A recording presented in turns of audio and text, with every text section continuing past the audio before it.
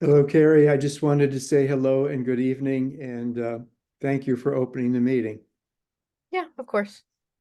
Can you hear me? Yes, I can hear you just fine. Okay, awesome. I'm going to go back on mute. Okay.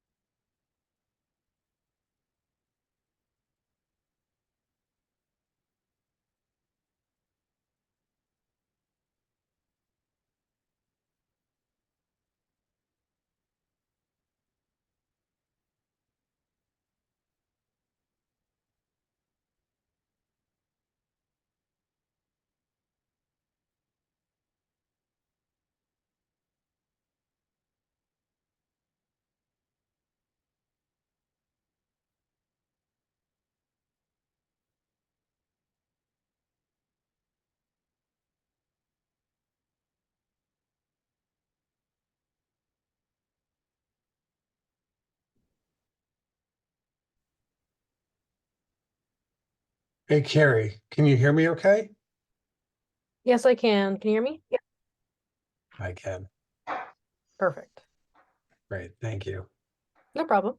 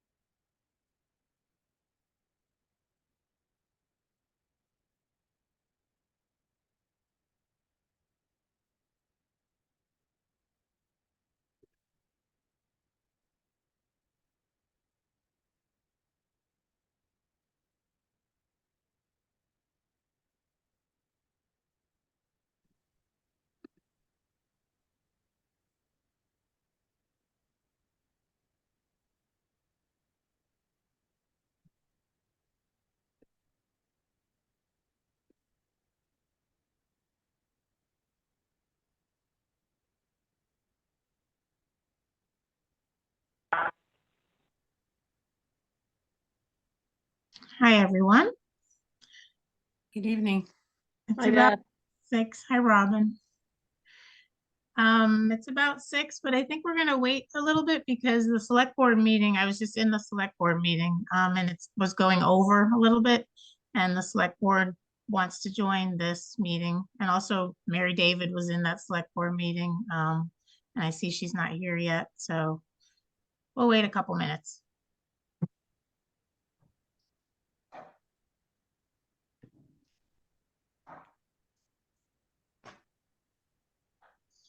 There's Mary.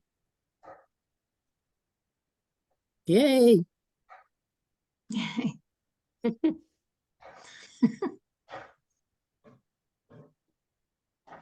Mary, I just said we'd wait a few more minutes for some of the people from the select board to, Yeah, Come they were over still this talking, so meeting. I dumped out.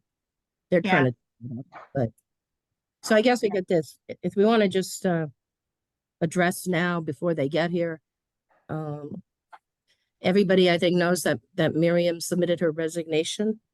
I think that's something we need to talk about, not necessarily now, but I do think we need to make a recommendation for who should just chair the meeting tonight so we can get through tonight's meeting and put discussions off till the next meeting. What do people think about that? Yeah, I think that's good. I think we all need to digest a little bit that Miriam's gone, and some of us, I think, need to consider whether we would want to, chair the committee. I may want to check in with Carrie about the paperwork and all that. So I think tabling it till the next meeting is a good idea. So would you be willing to run the meeting tonight since you have a little more experience than the rest of us? Sure, I will do that. All right. And I think our first action, something that came up at the select board meeting was, I just want to acknowledge Miriam's resignation and just say how much I appreciate all the work that she did on the commission. And then as chair, she put 100% in to being the chair, and she was the spearhead of the revised regulations and the proposed updates to the bylaw. She gave it all. So I just want to acknowledge Miriam and say thank you to her. I totally agree. agree. I Yeah. agree. And I don't think any of us, because we all haven't done it, really have an inkling of how much it takes to complete all this paperwork. Especially if you're not a good electronic user. That it's a lot of work, and I certainly appreciate that she's been willing to do all of those pieces of that, and thank you that she's been willing to do that and help us figure out how to do it. And thank you. Thank you to Miriam. I know she's listening. And then the Could other I thing. pile onto that, Beth, just since sure. I didn't Yeah. say anything, but Yes. I'd echo what my fellow commissioners have said. I think having been relatively new to the commission, it was eye-opening just how much work goes into reviewing permits and processing you know, just the ongoing work of the commission, scheduling site visits, running hearings, public hearings, responding, all the emails that Miriam responded to. So it was eye-opening. It really is. It was a full-time job, or probably more than that. And for all the work that Miriam gave, you couldn't find anyone who worked harder on behalf of the town and behalf of wetland protection in Shutesbury. So I just wanted to pile on in the mutual admiration for our former chair. So thank you. Thanks, Scott. And I think something that was brought up at the select board is that we do need to vote to accept Miriam's resignation. So I make a motion to accept Miriam's resignation from the Conservation Commission. I'll second it. Okay, Con, we'll take a vote. Aye. Harrington, Aye. David, Aye. and Wilson, aye.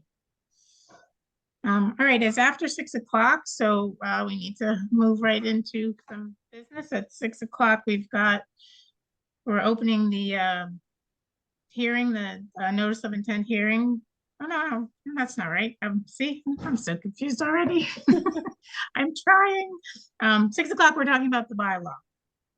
And Mary and I were just at a select board meeting where we went through the recommended amendments to the bylaw that the select board is going to propose on the floor of town meeting. And I guess what we can do is we can go through each one of those changes, make sure that the commission is also sort of on board. There was a little discussion of, I guess, who should make the recommendations of the amendments, and it makes sense that the select board, I feel like, does, as long as we're in agreement with them. So Since they're here together with us, do they want to read off what their recommendations were? sure, if they would like to. Okay. Anyone? Sorry, just I know that there was a little bit discussion beforehand about who was chair, but I don't think there was like an official open meeting call. I think we're not voting tonight on who's, oh, just for tonight, you mean? Yes, yeah. Okay, So just like your temporary chair, you're opening the meeting and the meeting is being recorded. You just need to announce that. Yeah. oh, okay. Sorry. Oh, that's fine. I'm temporary chair, Beth Wilson's temporary chair for tonight for the Conservation Commission meeting. This meeting is being recorded. Thanks, Okay. Carrie. No problem. Am I on? You are, yeah. So Beth, do you want me to go through the amendments that the select board is proposing to make on town meeting floor? Sure. Okay. All right. So just anybody jump in if I forget something. Okay, so the first amendment has to do with section 8. And section 8 is entitled Permits, Determinations, and Conditions, and it's the second paragraph that begins with, if it issues a permit approving a project, the commission shall impose conditions which the commission deems necessary or desirable to protect said resource area values, and all activities shall be done in accordance with those conditions. The balance of that paragraph, starting with the conditions imposed in any permit, shall be deleted.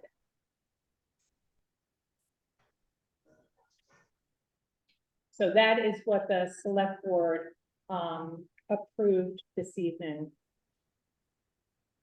And so you're not going to take any votes, is that my understanding? So I do guess we, what I was thinking is if you went through all the recommendations, that we could potentially vote to just support them, so that it, Oh, okay. it So you want me sounds to like go we in agreement, we agree with them, but we'll just, kind of vote to support them being recommended at town meeting. Okay, all right. So you want me to just go through the list then? All Yeah. right, Janice has a question. Oh, Janice? Janice?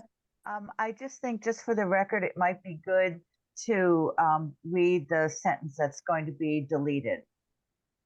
Okay, sure. For Um, those the that don't have a sentence that- copy, yeah.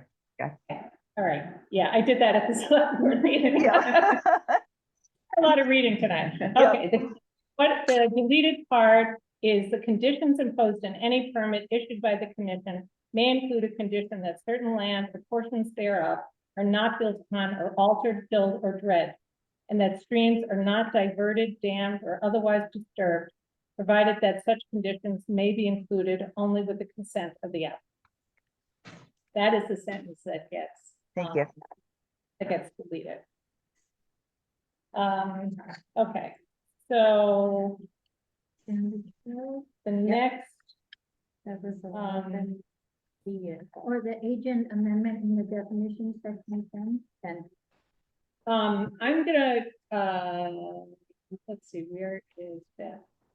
Beth, I'm gonna leave it up to you. This is your meeting. Really, we're just coming along for the ride here. If you want to recognize people who have questions, or if you want to go through this and then take questions, you want me to go through the amendments first?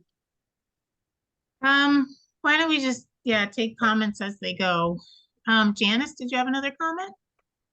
Oh, I'm sorry, I forgot to put the hand down. Thank you. Michael, Tecaria? I was just going to suggest if you guys can screen share, then we can follow along a little bit easier if someone has the capacity. Say that Okay. again, Michael, we missed it. I was suggesting that you could screen share the document so that we could see the edits where you're at when you're doing it, if someone has the capacity to easily do that. I can share, I have it on my thing, I'm not sure. We if it's don't, the same. they have to at Yeah. their meeting, we're not. Yes, It's their meeting. Here- Carrie, do you have the Super. capability of doing that? So I made the, it says select board members / town hall meeting. I made that, a co-host, if that's the appropriate one for them to need to share, if it's possible. I have the one that's just downloaded from the internet. That's fine. Maybe I can do And it. I mean, I highlighted the ones we were changing, I didn't put the verbiage in, but they're highlighted for the paragraph reference. I You can want help me to at do least it? that part, unless you have it in differently. I Can just we- have the bylaw with the amendment. in Oh, yeah, I have red. the bylaw, I have the one Okay. that was online, yeah, I could share. Yeah, you, Okay. Give me 1 second, I have 2 screens, so I always have to pick the right screen, so give me 1 moment. I also have a follow-up question just because I might have missed it. This is a joint meeting with select board, right? Yes. Okay, so did you guys say that you were opening for a select board? we never. We didn't close. Oh, okay, sorry, just wanted to make sure. Thank All right, you. Can Appreciate it. everybody, I know we can't see that here in the room, at the moment, I will move it so we can, though I can't move it. Give me 1 second. This is where having multiple screens is not helpful. Give me 1 moment. Okay. So if I want us to see it and you to see it, I have to do it backwards. Give me 1 second, we're almost there. Thank you for doing Here, screen, Thanks, Michael. go. it. Someone's got to tell me if they can see this. Can you see it? Does it say section 5 on your screen? Yes, Think ahead. Okay. Okay, Thank you. so you are going to section, Where are we going? 8. Section, it's in the definitions, it's No, like no, 10. we're eliminating that Okay. sentence. Oh, yeah, here's the sentence we Section eight. eliminated. Right Oh, there, okay. section 8. The Sorry, purple section is eight. where we're eliminating. Yes. Okay. Okay, And the next one. okay. All All right, right, do you want so- to give people a chance to Oh, yeah. read it?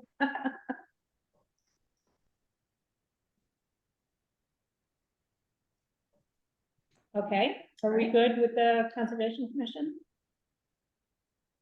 Move on. She said, All right, so, the next change is under section 10, definitions. Okay. Ooh, here we go. And then agent. Okay, and then it starts with the term agent. And the new, We're just adding a couple of words there. The term agent shall mean any conservation commissioner or municipal staff who is appointed agent by a majority vote of the Conservation Commission at a regularly scheduled meeting of the Conservation Commission, and if applicable, That's the change. That's what that is. yeah, that is the change. And if applicable, upon written approval of the Shutesbury Select Board. Agreed? Mhm. Okay, and, the There was last 12. change is section 12, enforcement. And it is, the paragraph that begins with upon request of the commission. It would now read, upon request of the commission, the Shutesbury Select Board and Town Council or Commission's Council may take legal action for enforcement under civil law. Upon request of the commission, the chief of police may take legal action for enforcement under criminal law. Municipal boards and officers, including any police officers or any other officer having police powers, shall have authority to assist the commission in enforcement. New sentence shall be added. The police chief shall be in. Are you ready? Okay. The police chief shall be informed and involved in any coordination with outside law enforcement.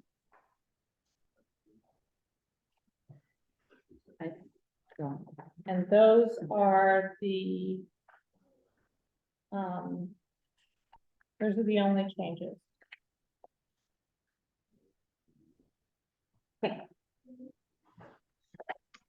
All right, I guess before we take some public comment, I would like to hear from the commission if people have concerns about these changes. I personally think, I think they're all right. I think there are things that the other lawyer, Donna Brewer, had been suggesting. I also agree with having the select board bring them up at town meeting. I think it will help to lessen any kind of conflict that might, or questions that might come up. So that's my thoughts, but I would like to hear from the commission. Mary, you had your hand up. Yeah, as you said, you and I attended the previous meeting with the select board and listened to the rationale and in that, and I agree with you that those are the same ones that we were looking at making changes to. I think the wording, I'm fine with the wording and what was done. So I would agree with that.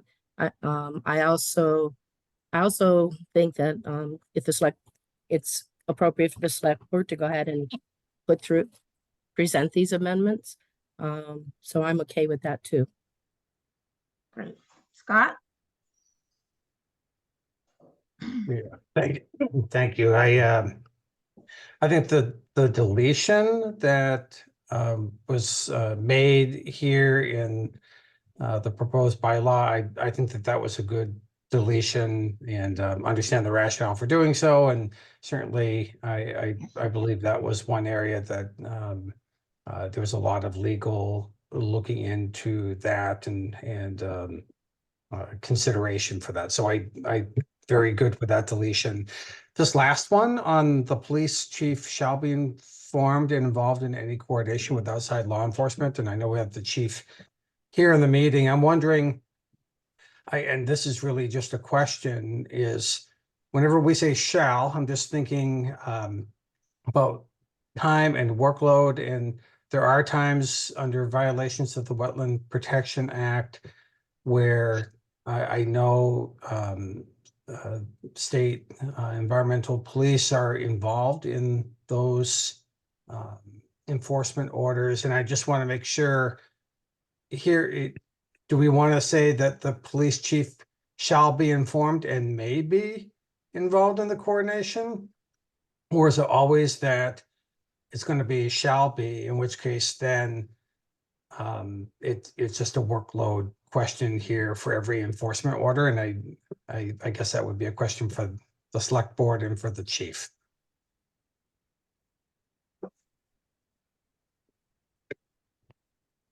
I think that Kristen probably can answer that question better about how it would fit in her workday. So therefore. Did you want me to speak? I'm sorry, I don't want to Yeah, go ahead. think that I Okay, shouldn't be go speaking. ahead. Okay, yes, this could be a just a very simple, email, correspondence, phone call. This is what we're planning on doing. And this is why, in any jurisdictional issues, as a strong chief, Shutesbury is, my jurisdiction. Even with outside agencies coming in, they recognize this is still my jurisdiction and the hierarchy flows down. What's difficult is when outside agencies are requested to come in and they check up with me, the outside agencies check up with me after the fact, and then I have to play catch up. So this could be very easy phone call. It could be an email letting me know what's happening, so that I may coordinate with the outside agencies at times. They will often contact me anyway. So actually always contact me anyway. And then this also speaks to if any enforcement needs to happen, that should, be coordinated with me because I am the strong chief in this jurisdiction. I'm not afraid of the extra workload. I keep having more and more things happening. Anyway, I just bend and flow. That's what I do.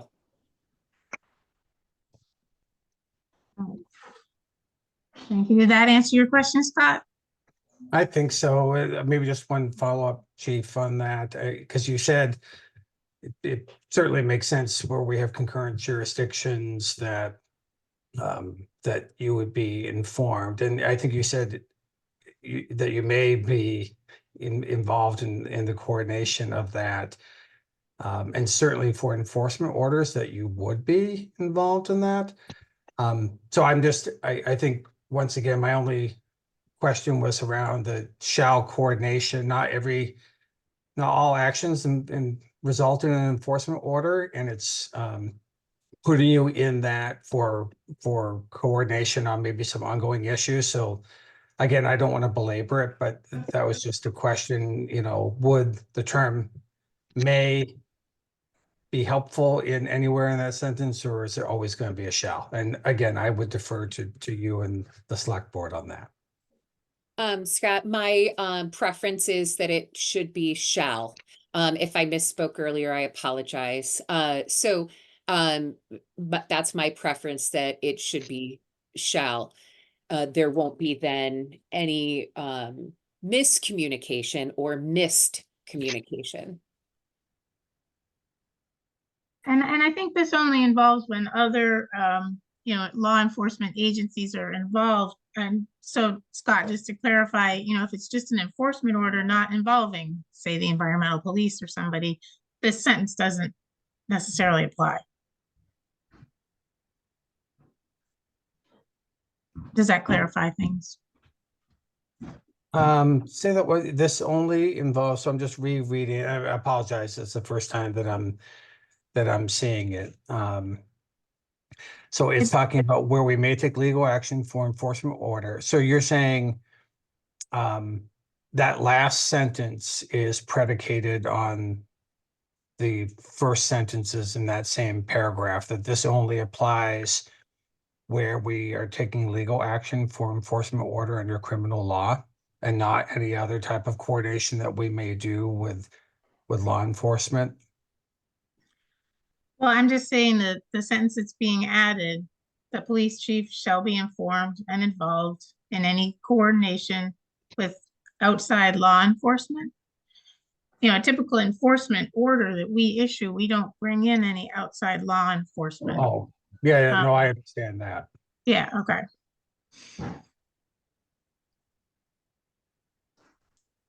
I think Janice has a hand up. Yeah. And well, let's start with, I think Mary Lou was first. Mary Lou? Hi, yes, Mary Lou Kanka. I live on Wendell Road, and I'm very curious of what this discussion is all about. It sounds to me like a police state. And I'm curious to see if anyone can give me an example of when a police chief would go to a resident's house involved in this wetlands bylaw. Do you know what I mean? Can you give me an example? And then when the police chief went there, what would they do? Take the person out in handcuffs? It's very concerning to me. Thank you. Well, I have to say it doesn't happen very much at all. You know, it would be in a case where someone has obviously broken wetland regulations and may not be following along with what the commission is asking them to do if the commission issues an enforcement order.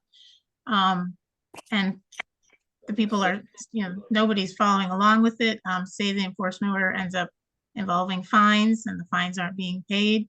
It's basically if the commission feels like they need police support in carrying out their enforcement abilities. So the Conservation Commission has enforcement abilities. We can issue enforcement orders, which require people to do certain things to cease and desist, however they're harming the wetlands, also to restore wetlands. Right. And if that's not followed, you know, it'd be all written in an enforcement order as to when they could start being fined for that. And that's all in this bylaw. But to me, the whole police thing is when the commission needs support. Okay, so it would go through the And- commission first. You would be calling on the police chief to assist you in an enforcement order? I just think it's so unusual. Do all other towns do this? I mean, It's written into any bylaw that I know of, any wetland Okay. bylaw that I know of. And just, can Okay. I just say, most of the involvement of the police that we've had is mostly as a peace officer accompanying the visit. right, and given the situation with Miriam, I just find it alarming. Thank you. Thank you. Michael, Carrier? Thank you, Beth. So I'm going to pick up on where Scott was at because I guess I have similar comments. So I think that first troubling sentence about the landowner having to consent, you guys deleted it. That was the first one, so it sort of cruised through. But if you deleted that, I think that's great. I think it's really great that the select board's going to promote these because there is confusion and contention between the two boards. So if the select board suggests the amendments, I think that's great. I do want to just substantively focus on that last addition on the police chief. I think there's two issues that I would point out.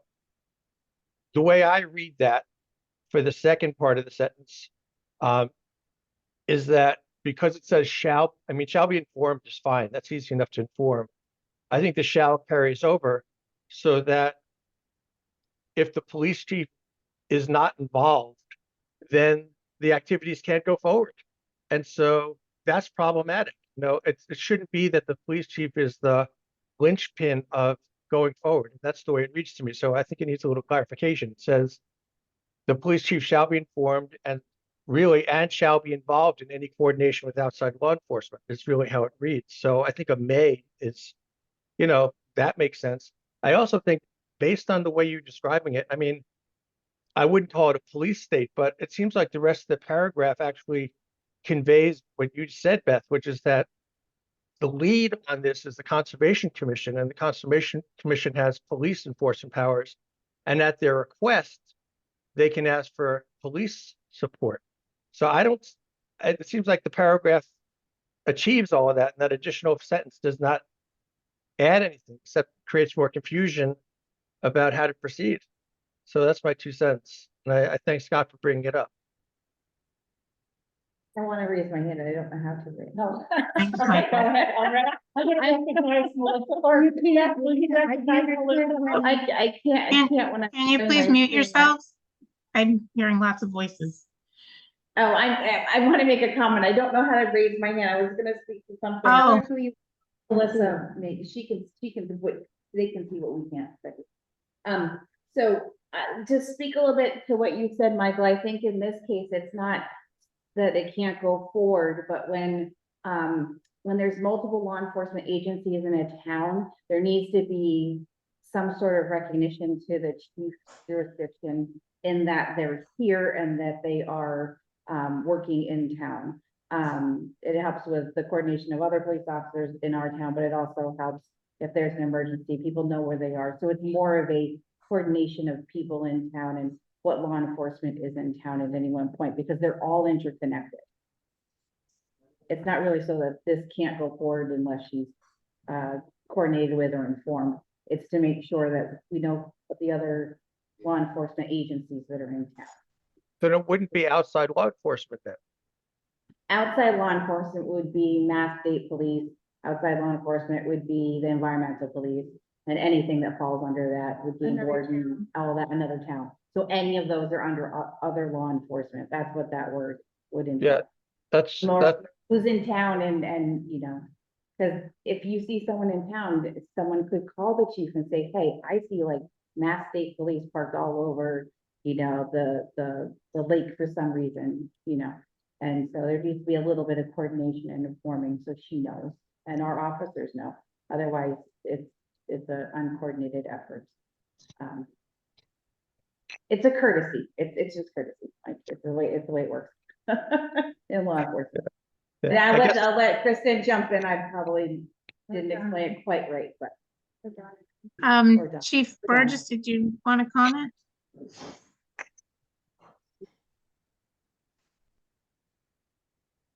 Thank you. Mhm.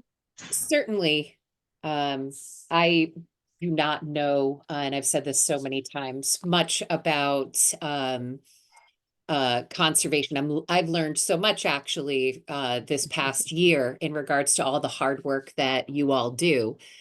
However, for multiple reasons, that of which I'll tell you, the outside law enforcement agencies will end up coming to me anyway. It just feels like a better cooperation when you, Conservation Commission, or any other commission in town, comes to your chief, me, to let me know what the plan is moving forward. Now, I'm not sure where police state comes from because my definition of that is pretty serious. And that is not how I do anything around here. That's not how I want to do anything around here. But I'm sorry, was there someone needing to say something? I sort of missed that. I think somebody may have been coughing. Oh, I heard laughing. Okay. So I stand by shall, and I think that this is actually a very it could be a very easy and complimentary working environment where I'm in the know. Certainly, I would never do something conservation or bring DEP or someone in to do conservation work without first letting you, the Concom, know. If that makes sense. I would not reach out to an outside agency having anything to do with conservation in complaint or otherwise without first making sure that you are aware of what the plan was. That's all I just have to say about that. All right, thank you. Donna McNichol? Yeah, I mean, I just want to point out that this is standard operating procedure before law enforcement, and we're just making sure that it's clear that the Conservation Commission, or to be perfectly honest, any board or commission in town, if they're involving outside law enforcement, they need to let the chief know that it's just an important communication among people that are involved in law enforcement, particularly when they're coming into another person's jurisdiction. And I think if it's read carefully, it says the police chief shall be informed and involved in any coordination. Doesn't necessarily mean they have to go on site, doesn't mean they have to accompany people or anything else. It just basically means when you're coordinating the environmental police, any other law enforcement agency that's coming in for whatever reason, that the police chief in the town will know. And that's, it's just standard operating procedure, and it's being put in here to just remind everybody that it's the best practices to do it. Great, thank you.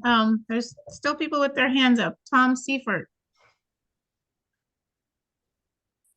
Hi, thank you. Can you hear me? Yes. Thank you. I had two comments, please. And the first one addresses the sentence people are talking about now. And the second one addresses the agent, I believe, and the change in the bylaw for that. So for the first one, I wanted to ask people to consider looking at that sentence now and imagine that after the word informed was just the word of, and then we take out the words and involved in, and then get to the word any coordination. So it would be shall be informed of any coordination with outside law enforcement. If I'm hearing people correctly, it's the informing and the letting the chief know about the coordination with outside law enforcement. That's the issue. And that the informing alone will be itself a form of involvement, and that the informing itself will also lead to the choice of the police chief about how to get more involved or not, beyond being informed enough. So again, the informing is a type of involvement already. The and involved in might just be redundant, therefore, because it's an entailment of informing, and then we would just follow informed with of. The second idea or question I had was, does anybody have any situations when it might be applicable that the select board would have to sign off on authorizing an appointed staff person for the Conservation Commission, please? Yeah, the term agent is it's a little flexible, and the select board would certainly be involved if an agent was going to be paid by the town.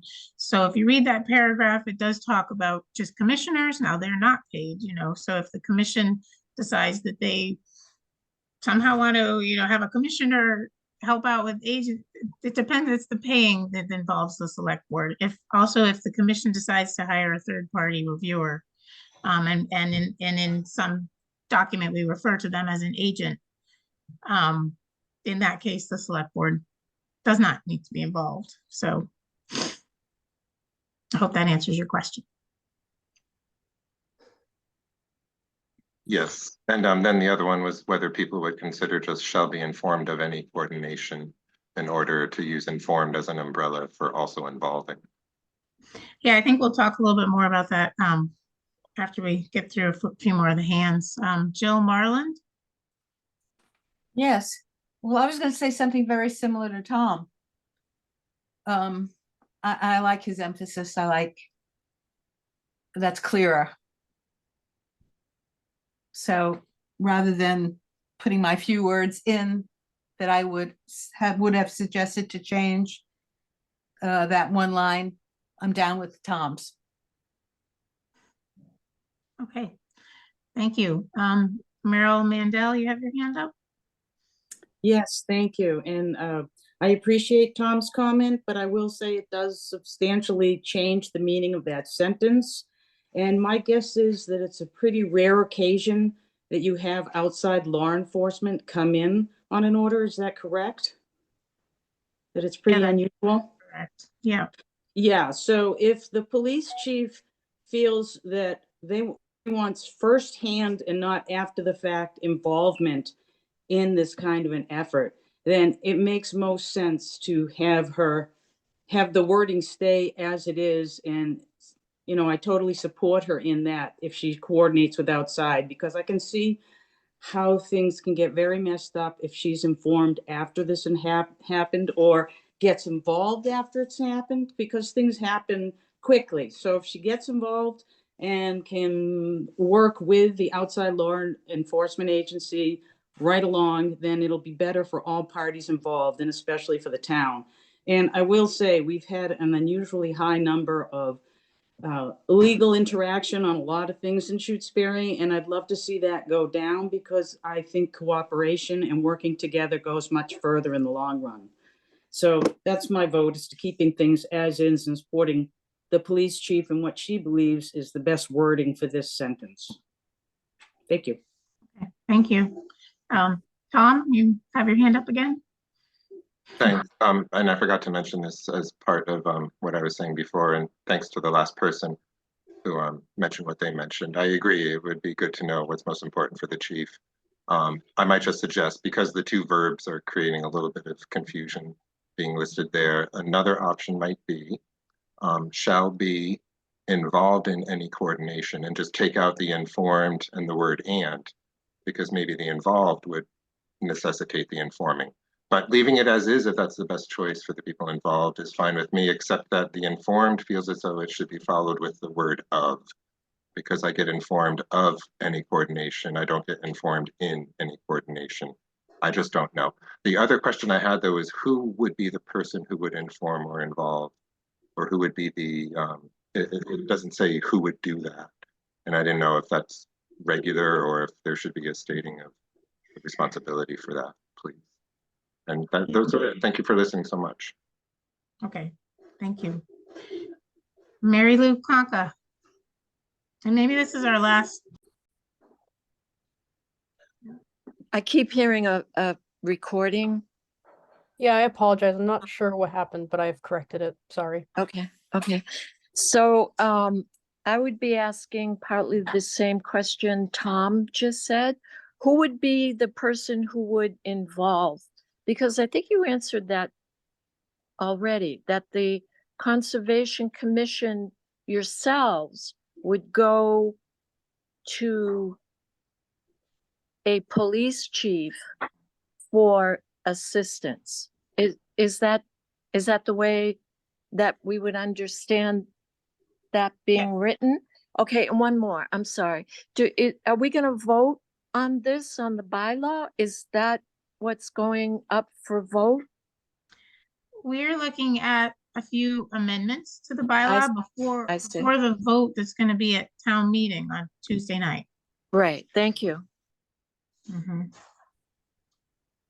Okay, I think we're good. Can whoever's sharing their screen, can they stop sharing? Yeah, hang on, give me 1 second. There you go. Thank you. Thanks for sharing your screen. You're So I guess to the commission, do we feel okay with those changes? It's basically 4 different sections that had changes. You know, I think we would be talking about it now, and then eventually, once we get to a point where we're okay, we would be voting to support that the select board bring these recommendations to the floor of town meeting on Tuesday. So if you have any concerns right now, let me know. Scott? Yeah, maybe just a thought, and I appreciate the comments from the chief and the board and the public here. And I do, just given the amount of time we've just spent on this, I do think it's a bit confusing. And in a bylaw, the last thing we want is ambiguity here, where we're trying to figure out what exactly was made. I don't know what the chief would think about this or others, but I do, in just listening to the comments, maybe a friendly amendment to the way that it's worded would state that the Concom shall inform the police chief prior to any coordination with outside law enforcement. I think that gets at what the chief was saying, and I absolutely agree. You know, there would never be an intent to have conversations with outside law enforcement without involving our chief in that. But I think this makes it more clear that the Concom is going to inform the chief. It would happen prior to any coordination that we have with outside law enforcement.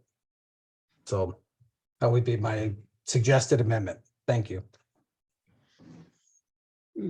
Scott, can you just say that, so the Concom shall inform the police chief about any.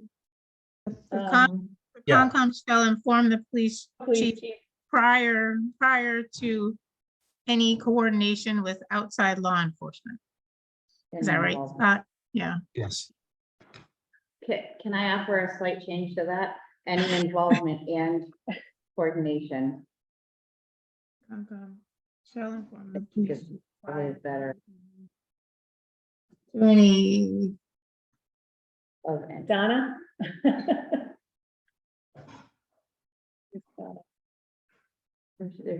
She's writing. She's right. She's writing it out just like her. Okay. All right, so the Concom shall be informed. The Concom shall inform The police chief. The police chief. the police chief Prior to any involvement, is that what we are saying, involvement? prior to any involvement With outside law enforcement? outside law enforcement.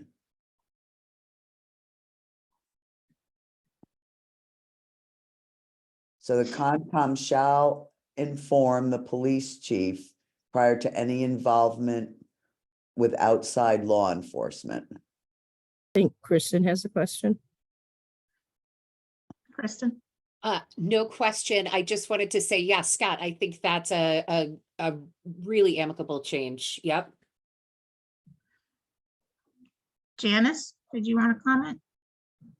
Yes, I just think that maybe that's reducing the authority of the Conservation Commission to proceed with the, normal level of enforcement. And as long as DEP doesn't count as, outside involvement, because that's who we usually go to with enforcement questions and considerations. But I also wonder whether, I thought the environmental police were outside of the normal sort of police activities. I thought they were a unit that was especially for environmental enforcement rather than local police. May I? Yeah. Sorry, I just want to, not trying to be. Yep. The environmental police have all the same powers as the state police and municipality police departments. They in fact do car stops and things of that nature. So please, if they're ever lighting behind you, pull over. They are not just in the woods or on the ocean. Donna? Yeah, just want to be clear that DEP is not law enforcement. So we're not talking about any interaction of the Concom with DEP. We're talking about specifically people that have the authority to carry weapons and come into town and enforce the laws or arrest people, that kind of law enforcement, that it makes perfect sense for the police chief in the town to be informed of that if that's happening. And hopefully it will never, ever have to happen with anything with a wetlands. I mean, but I think that it's important that that kind of communication, if it happens, is critical to make sure that everybody's informed and can act accordingly. All right, Scott. Yes, I'll reread the sentence. Rita's asked me to reread that sentence. Yeah. The Conservation Commission shall inform the police chief prior to any involvement with outside law enforcement. Yeah, I was just gonna say, I appreciate the comment, Janice, about, concerns about somehow weakening the authority of the Concom. I guess I don't, in this case, I don't see this sentence as doing that. I do think this is a way to ensure that the chief is familiar and understands and aware of any type of coordination we're doing with outside law enforcement. That is a standard police courtesy that we would be letting folks know, just for everyone's awareness and safety, what's going on. So I don't have any concerns with it, the way that has been amended. Mary Lou Conca. Hi, yes. So Donna, you just talked about law enforcement people with weapons being notified to come into Shutesbury regarding wetlands violations. You did. You just said law enforcement people will have weapons, however you said it. So again, I need to hear some kind of example. Like, what the heck are we talking about here? Mary Lou, I think what we're talking about here is if the Concom needed to do. May I know who's speaking? I'm sorry, Donna? It's Donna, yes. Thank you. I think that, and I think we've even had examples where there may have been property owners that were not exactly cooperative with the Concom and environmental police and or the local police accompanied the Conservation Commission for just safety purposes and to make sure the peace was kept. And it happens very rarely, but it happens. And I think that the police chief, knowing if that's happening, to make sure that it's coordinated between law enforcement is an essential to keeping the peace and making sure things don't escalate. Okay, thank you, Donna. You're speaking to someone who has lost a loved one through a shot in the head. So I'm in this conversation with that thought. I thank you, Donna. You're welcome. All right. Thank you for your comments. Mary, you have your hand up? Yeah, so I think, do we want to move on with approval of these? Do we need a motion? Is that how we're going to do it? Yep, if nobody has any more comments, yeah, we take a motion to, it should be to support the select board bringing these recommendations to, or amendments to the bylaw to the floor. Oh, the select board has a comment. Oh, we need to change our recommendation that we voted then, because we're going to change the language. So I just want to go back to our earlier recommendation, and I'm going to read the paragraph again, which is in section 12. Upon request of the commission, the Shutesbury Select Board and Town Council or Commission's Council may take legal action for enforcement under civil law. Upon request of the commission, the chief of police may take legal action for law enforcement under criminal law. Municipal boards and officers, including any police officer or other officer having police powers, shall have authority to assist the commission in enforcement.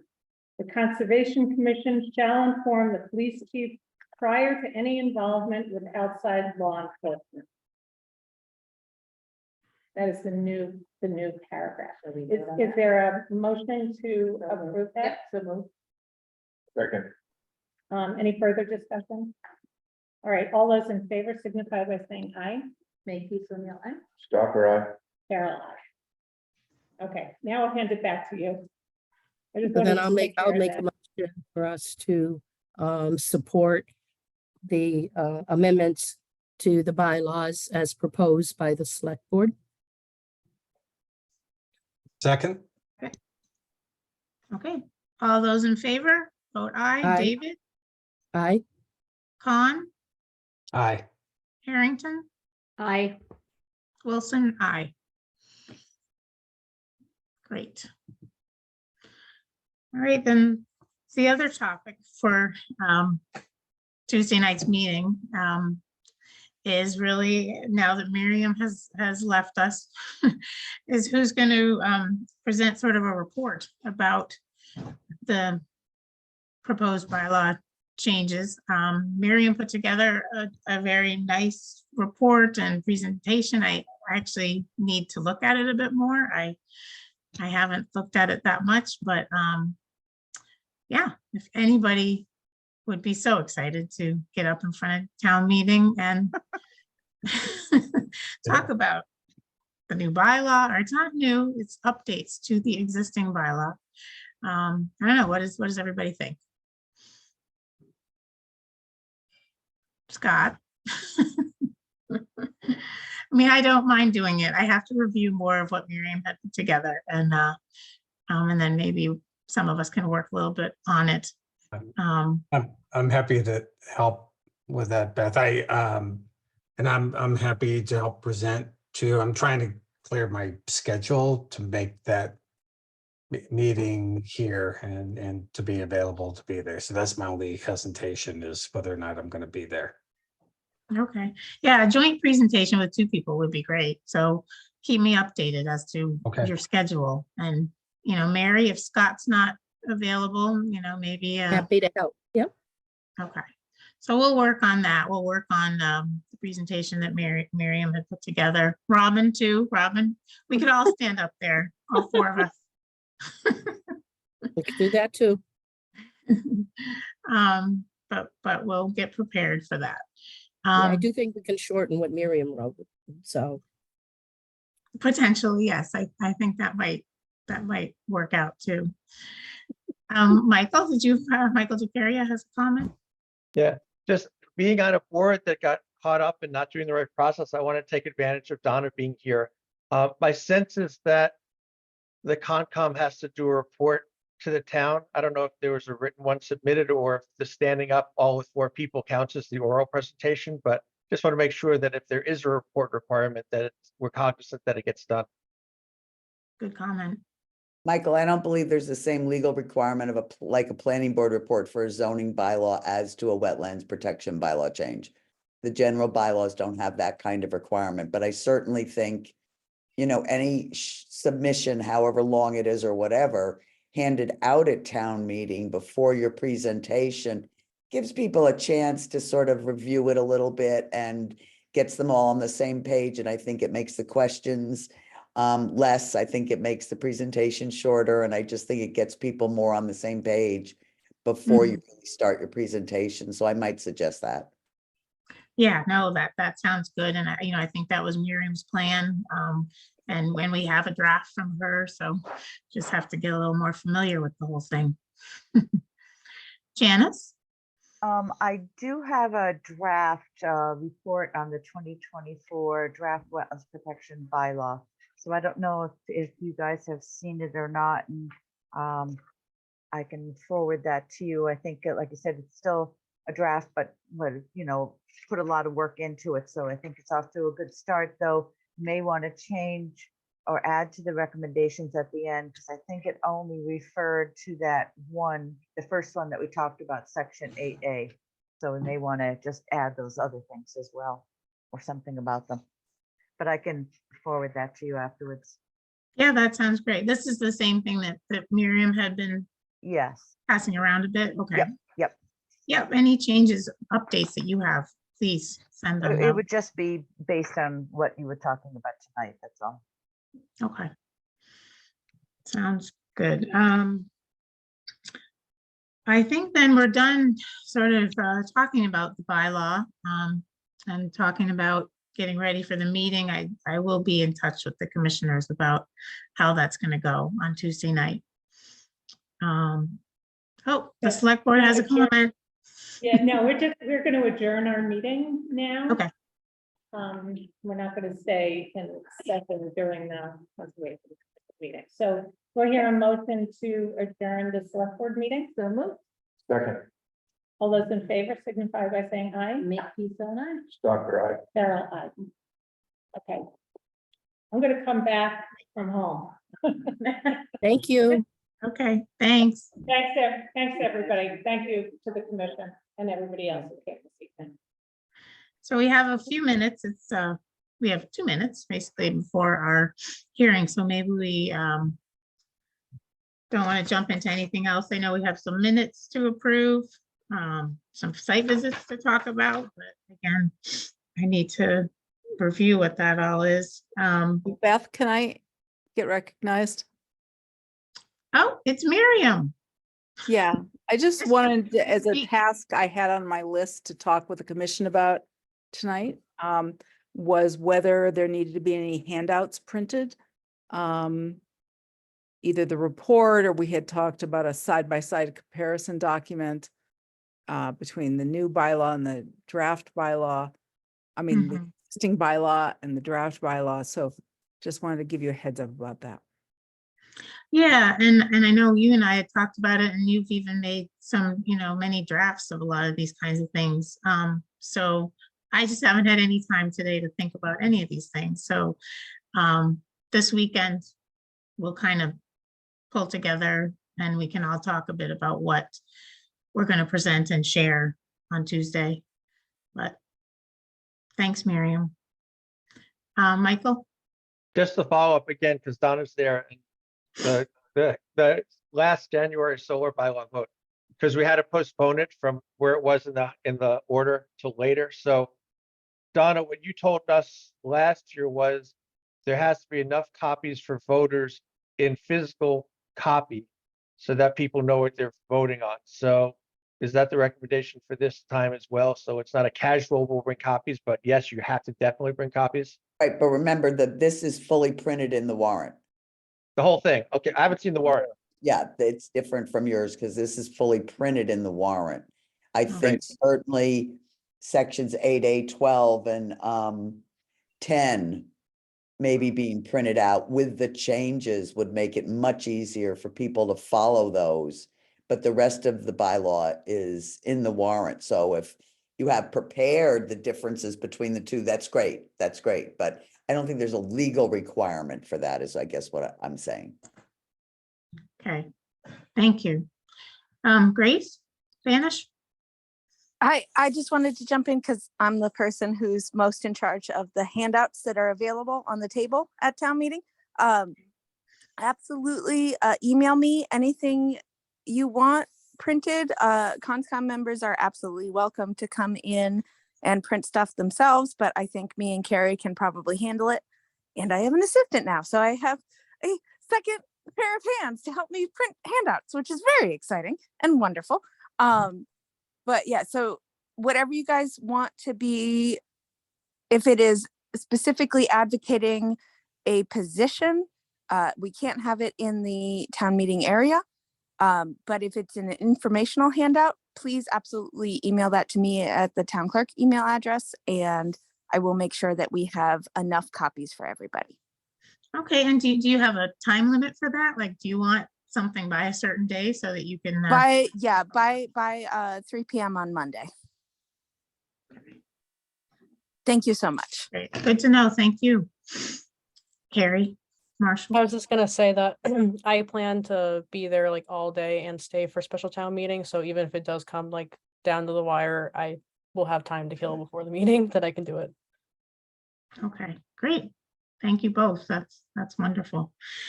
Okay, let's move on. It's 7:02. We can open our first hearing of the night. So we're opening the hearing for the notice of intent for 66 Leverett Road, lot 032. And I know there's a few people here. Who is presenting? I am. Elaine? Yes. Good evening. On behalf of the Library Building Committee, I'm happy to introduce the notice of intent for the new Shutesbury Library. After many years of dreaming, planning, and preparing, and nearly a year of thoughtful design, we're here tonight to present our very exciting plans. The new Shutesbury Library, with a 4,400 square foot footprint and modest grounds and landscaping, has been carefully designed for the site. The town has been working towards this point for more than a decade. With this project in mind, and to prepare for this moment, the town has done extensive environmental testing, debris removal, and most recently, wetland restoration. The library has already improved the health of the environment at Lot 032. Throughout the design process, the design team has explored a variety of options to provide the best library possible, given our budget and the environmental conditions on the site. Tonight, our design team will describe our new library and the best way to site it on Lot 032.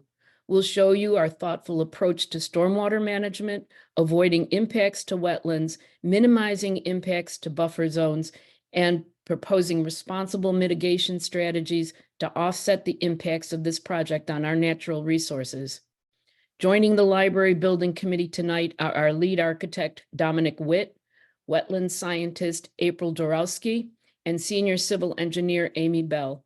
They will explain our site plan, its impacts on wetland resources, and our proposed mitigation strategy. We look forward to this discussion and thank you all for being here tonight. Great. Thank you so much, Elaine, and thank you to the commission and everyone here today, tonight. My name is April Dorowski. I'm a certified professional soil scientist and a professional wetland scientist. I am also the vice chair of my town's Conservation Commission and the president of the Society of Wetland Scientists New England chapter. I'm a water resources and climate resilience specialist with Fussin O'Neill, and I prepared the notice of intent application and performed the wetland delineation and have been involved with this site and this project for a while now. And I'm really happy and excited that we're here tonight to present the information and the details to the commission. The NOI application, just to give some background information, was also QA/QC'd by Dr. Julianne Busa, who is also a professional wetland scientist and a senior ecologist and the chair of her local conservation commission. So we're here tonight to talk about the notice of intent for the Shutesbury Public Library, which is a town-led project. Just to give you an overview of what to expect next for the presentation, I'll give a little bit of a background and I'll share my screen. And then Dominic will provide an overview of the design and speak about the alternatives. Amy will go into more detail about the stormwater management design that has been incorporated into the project. And I will close out with the impacts discussion and compliance. Before I move forward with kind of giving a background about existing conditions, are there any questions? All right, with that, let me share my screen.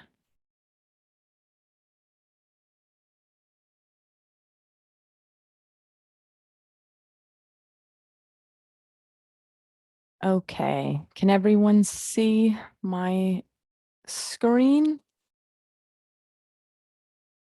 We can.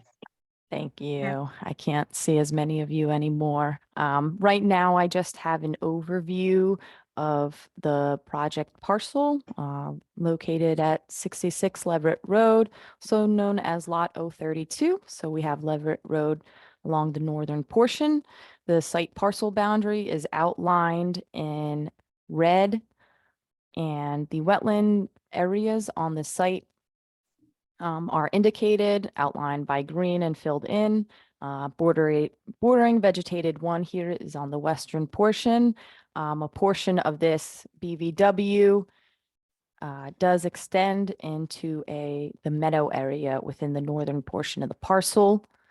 BVW2 is delineated, located on the eastern portion.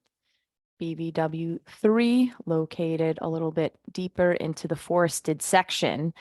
These wetlands were delineated and in order of resource area delineation was issued for the boundaries of these wetlands. So many of you are familiar with this site. It has a long history dating back to the early 1800s, where there was an early homestead on the site. It has a long history of disturbance and development. In the 50s and 60s, the Air Force, the U.S. Air Force, leased a portion of this property, installed underground storage tanks, a tower, and were on site. And there's ongoing environmental investigation that's managed by the Army Corps right now related to those activities. You can see in this overview image, there is a building. There used to be a 3-car garage. There's a gravel driveway.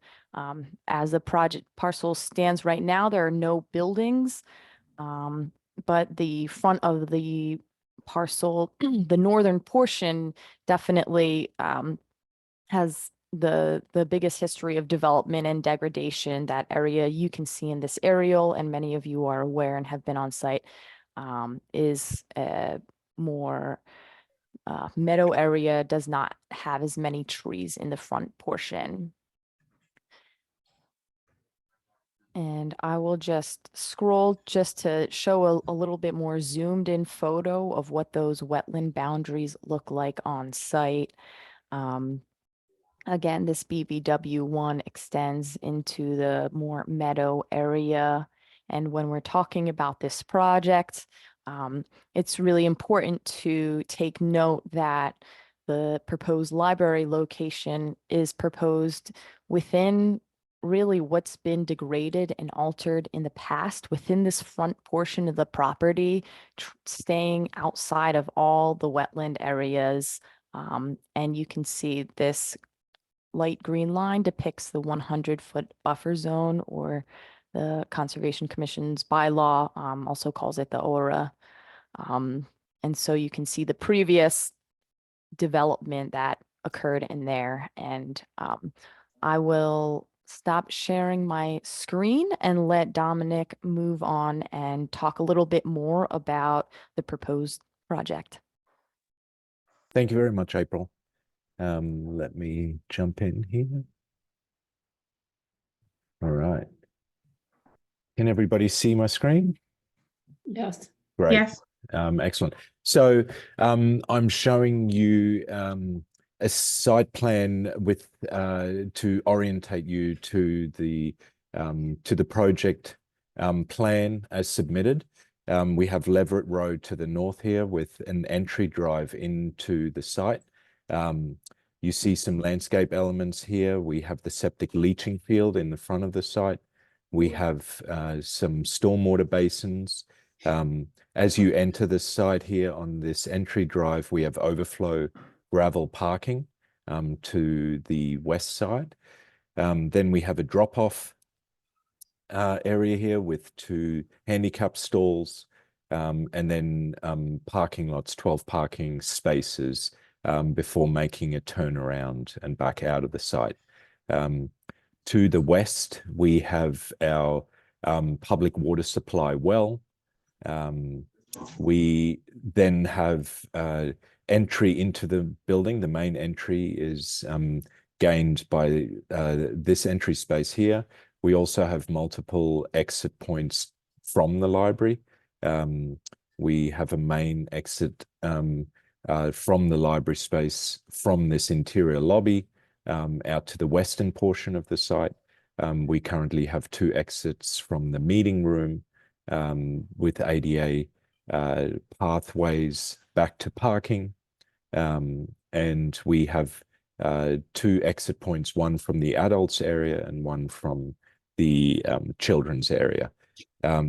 You can see also in this plan the major wetland resources here.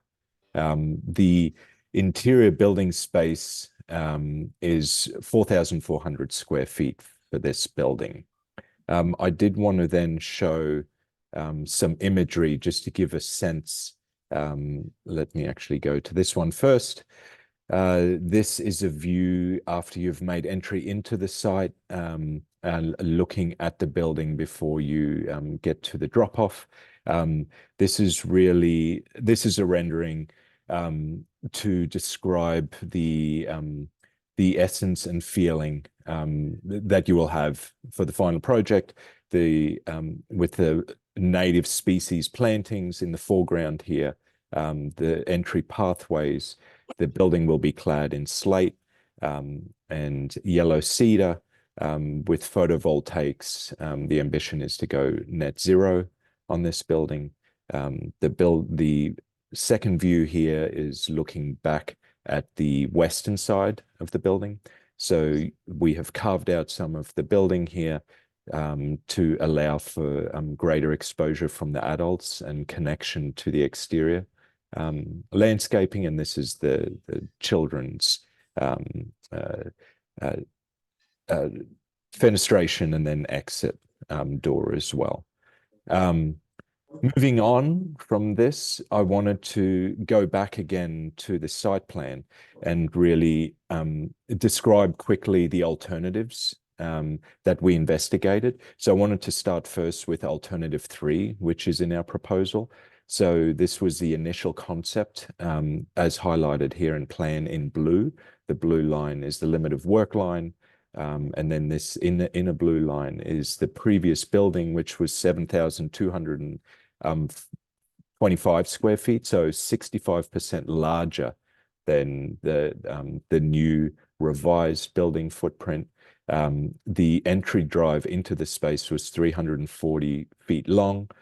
Parking had 18 spaces, and the limit of work extends approximately 660 feet into the site, so 185 feet more than what it has been revised to currently. This resulted in greater limits of tree removal and incursion in the 100-foot buffer zone aura. So highlighted in red here is the previously disturbed site. So the ambition for the alternative, which is what we're proposing to you, was to mitigate some of the impacts on the site, reduce scope and footprint. We wanted to be environmentally conservative and fiscally responsible by moving the building closer to Leverett Road, reducing the impervious entry drive and limiting the clearing space. This ultimately saw much needed savings to public funding of around $3 million. The building is obviously moved closer to Leverett and again, trying to stay within this previously disturbed area. And the building area here is 4,400 square foot, so vastly reduced. Multiple orientations for this site were investigated, but they were considered, but because we tried to minimize impacts on the aura, and unfortunately, there are some impacts that were unavoidable. But yeah, so that was basically the review of the alternatives that we've investigated that really led to the proposal you see today. This plan also includes native species plantings as mitigation to the clearing that would be required to carry this project out. So with that, I'd like to pass it on to Amy to present on the stormwater. Thank you. Thank you, Dominic. And evening commission and people in the audience. I'm Amy Bell. I am with Preston O'Neill. I'm a site civil engineer. Been designing stormwater for going on about 20 years. Worked under Dan Delaney, a PE, who reviewed the stormwater design, and I've been working with him for about 18 and a half of those 20 years. I just want to give a brief overview of the stormwater design that we currently propose. As many of you know, the site is currently vacant. There is no existing stormwater and everything sheet flows. It either sheet flows to the BVW2, the BVW1, or to Leverett Road. And although the site was previously developed, this stormwater design treated it as a new development. So we did not take any credit for redevelopment or anything like that. And To start off, as you can see, we have a series of stormwater catch basins that will collect stormwater from the parking lot and the driveway. And those will discharge into the basin located to the, we'll say, page right of the building. There is also a catch basin, which will act as a stormwater treatment structure located at the bottom of the road or the bottom of the driveway. And that discharges into the smaller basin that's located next to BVW1. The building will connect to the system that is located in the driveway that will also discharge to the same basin. There is a stormwater treatment structure prior to discharge from that system. And then the proposed development in the back of the building is collected by a series of yard drains that also pipe it to a stormwater treatment structure and outlet it into the detention back there. The stormwater system has been designed to meet the Mass DEP stormwater standards. We've provided peak flow attenuation. We have ensured that the site will not cause any erosion to the existing resource areas or to offsite. The site is unable to meet the groundwater recharge due to poor infiltrating soils and very high groundwaters.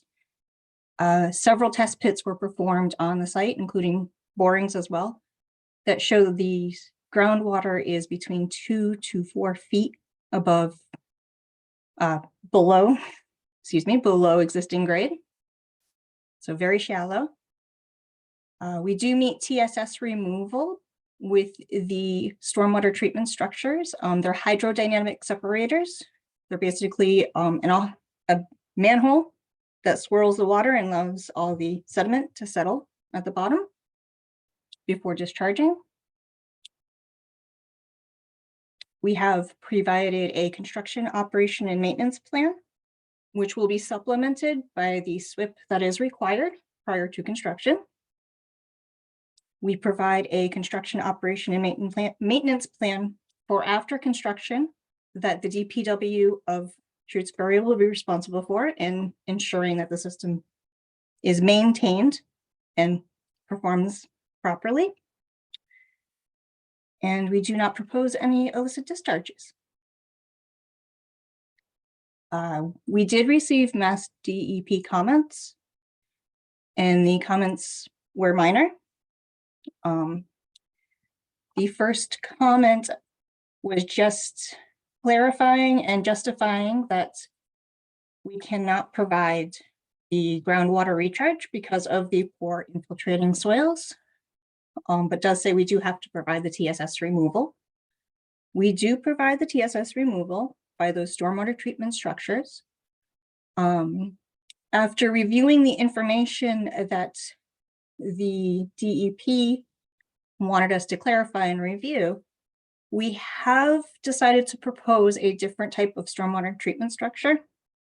We are now currently proposing a CDS unit, which is manufactured by Contact. There are, and we have attached it to the formal response that I believe the commission has probably already received.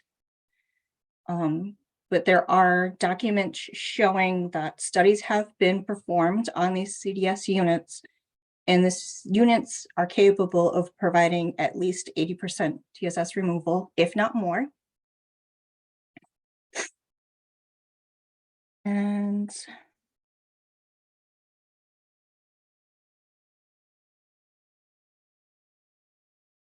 anything else to add, Amy? Yep, I'm sorry. I'm just reminding myself what the last DEP comment was. So the last DEP comment talks about the detention basins and what type they are, and if we have proposed any other type of TSS removal outside of the treatment structures.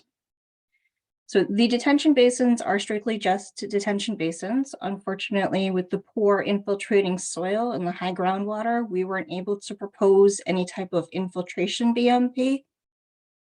So we do not take any TSS credit for those basins. The stormwater the stormwater treatment structures will provide that TSS. However, in addition, we do have deep sump hooded catch basins, which provide 25% TSS. And although not mentioned in the stormwater report, there is an existing 25-foot buffer between, if not more, between the discharge points of the basins and the wetland that can act like a vegetated filter strip, which provides an additional 10% to the project.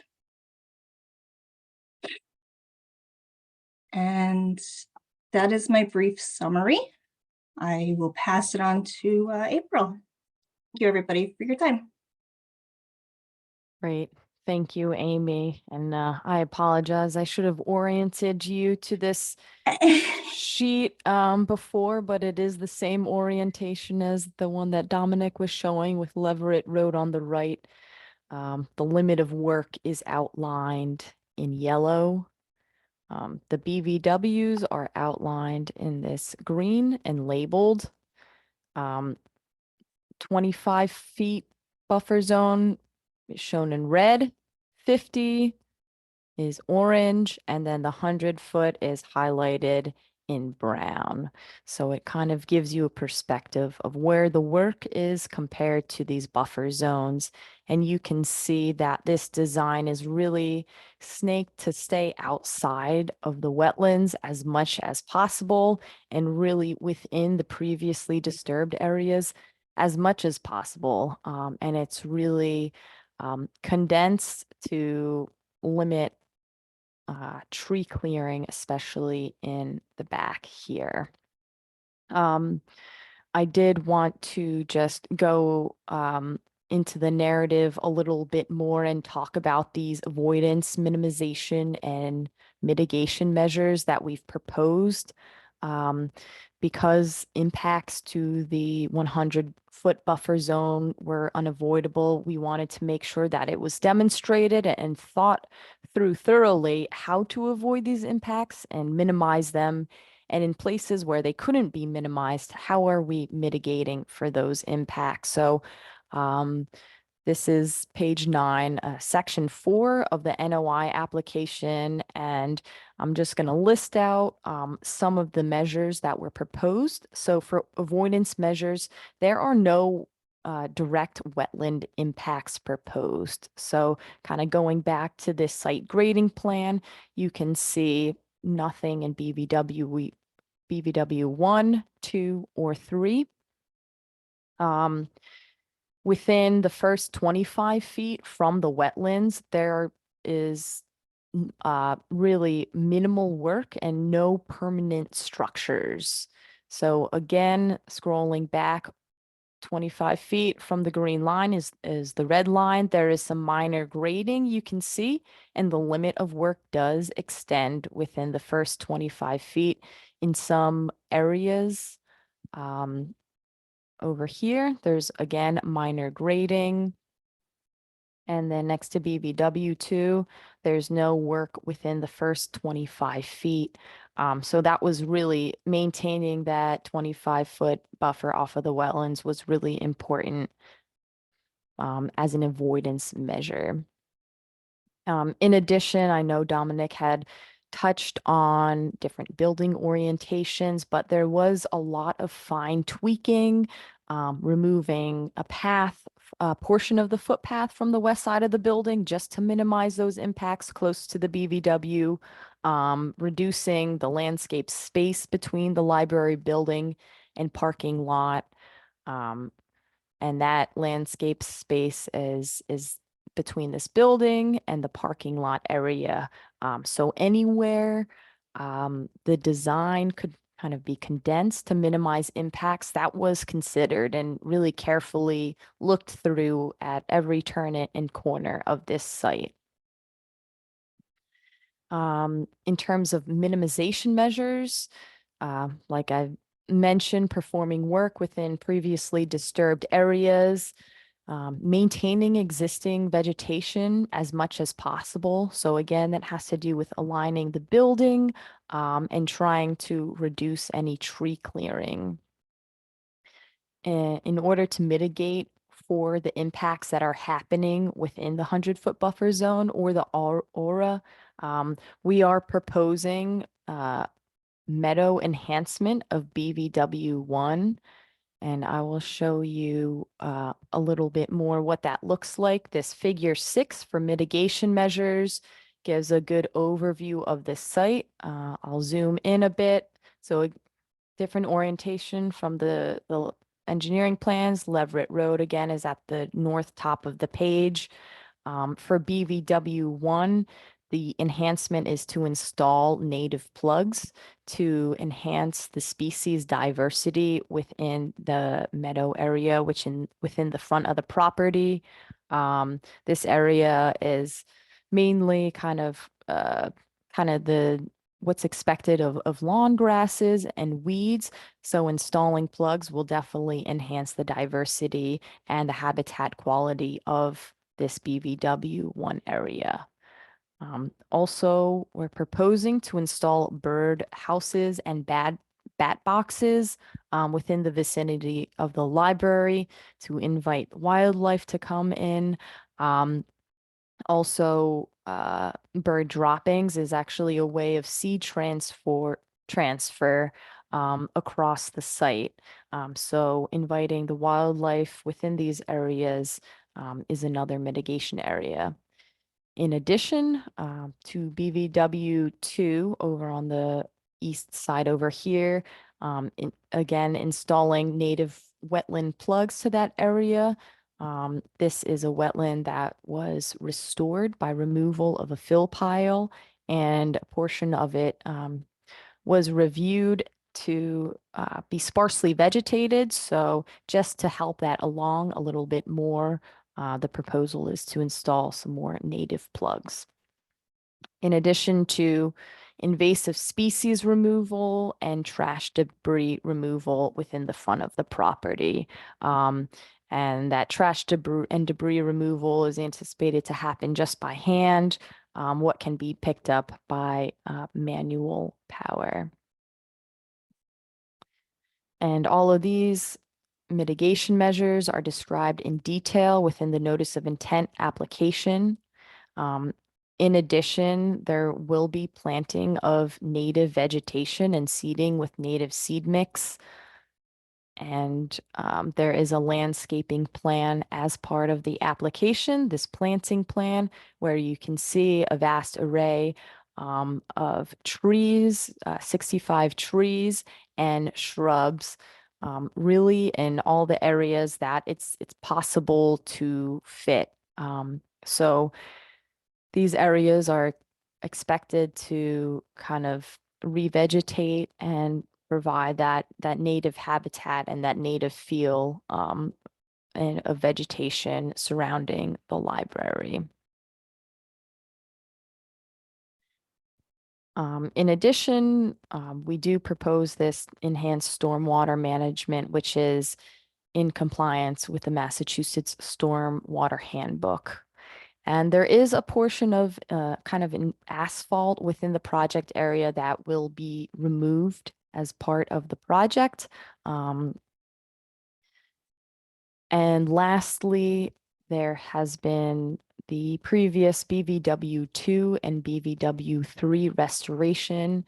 These restoration efforts were completed over this past summer or spring. And included fill removal and installation of native species. And those wetland restoration efforts were conducted by the town in efforts to really improve the site prior to coming before the commission with this application. Okay.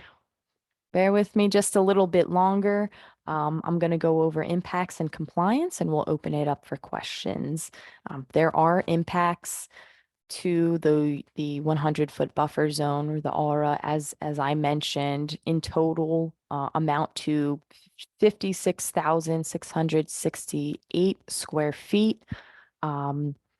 Again, these are all of the areas within the Brown buffer zone area.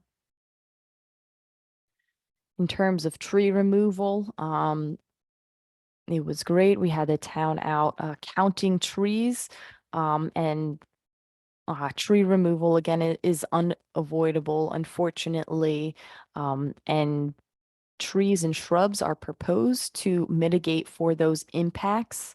But because of the amount of trees that are being proposed for removal, and the limited space that there is to install native trees, we are requesting a waiver for the requirement. It cannot be met fully, although we tried as best as we could.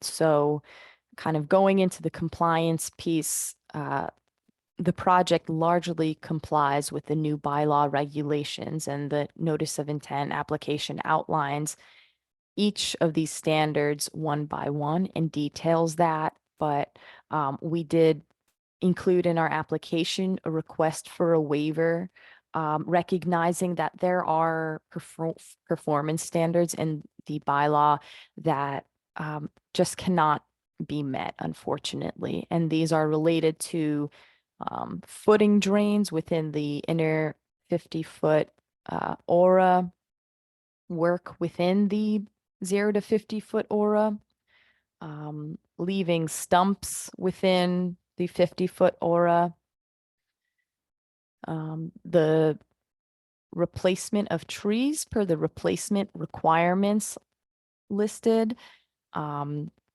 we're about 30 trees short from meeting that replacement requirements. But as I mentioned, the project does include 65 trees and 100 shrubs. We are also requesting a waiver for the trees being in the same general evergreen versus deciduous category.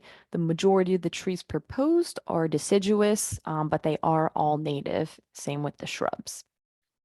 And the replacement plantings being installed within 180 days.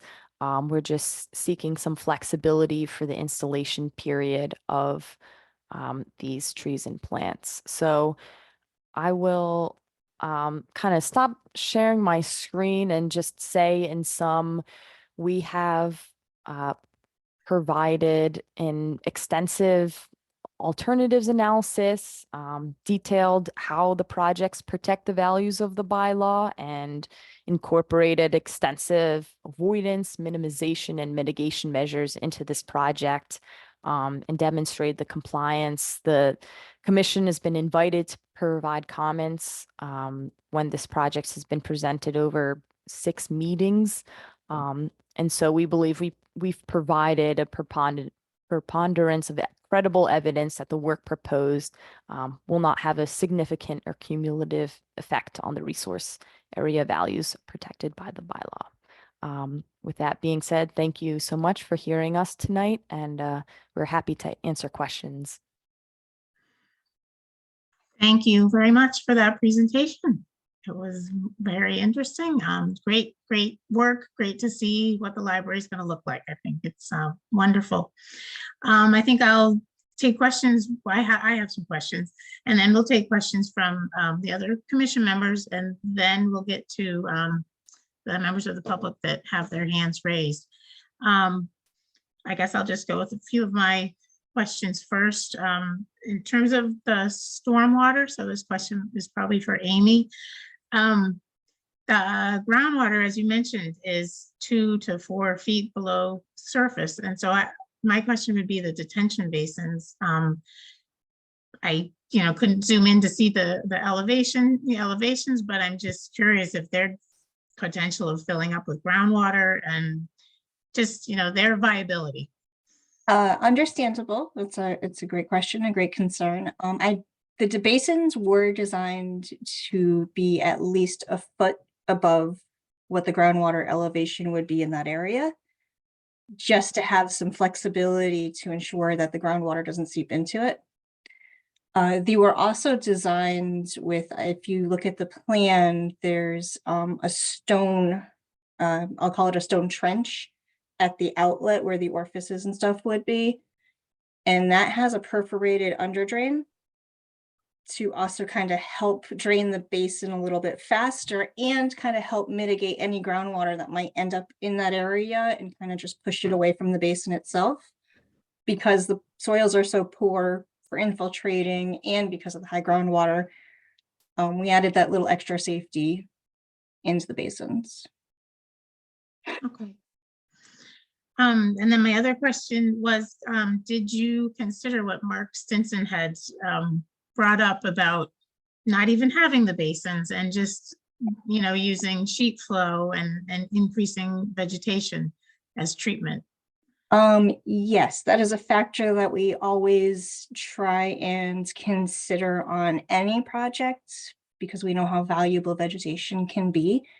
Unfortunately, with the amount of development of this site in the impervious area and the building and everything else, there isn't enough upland area to propose a large enough forested, vegetated area to kind of offset that balance. And you would still need some type of stormwater basin in addition to doing that. If you were to try to. So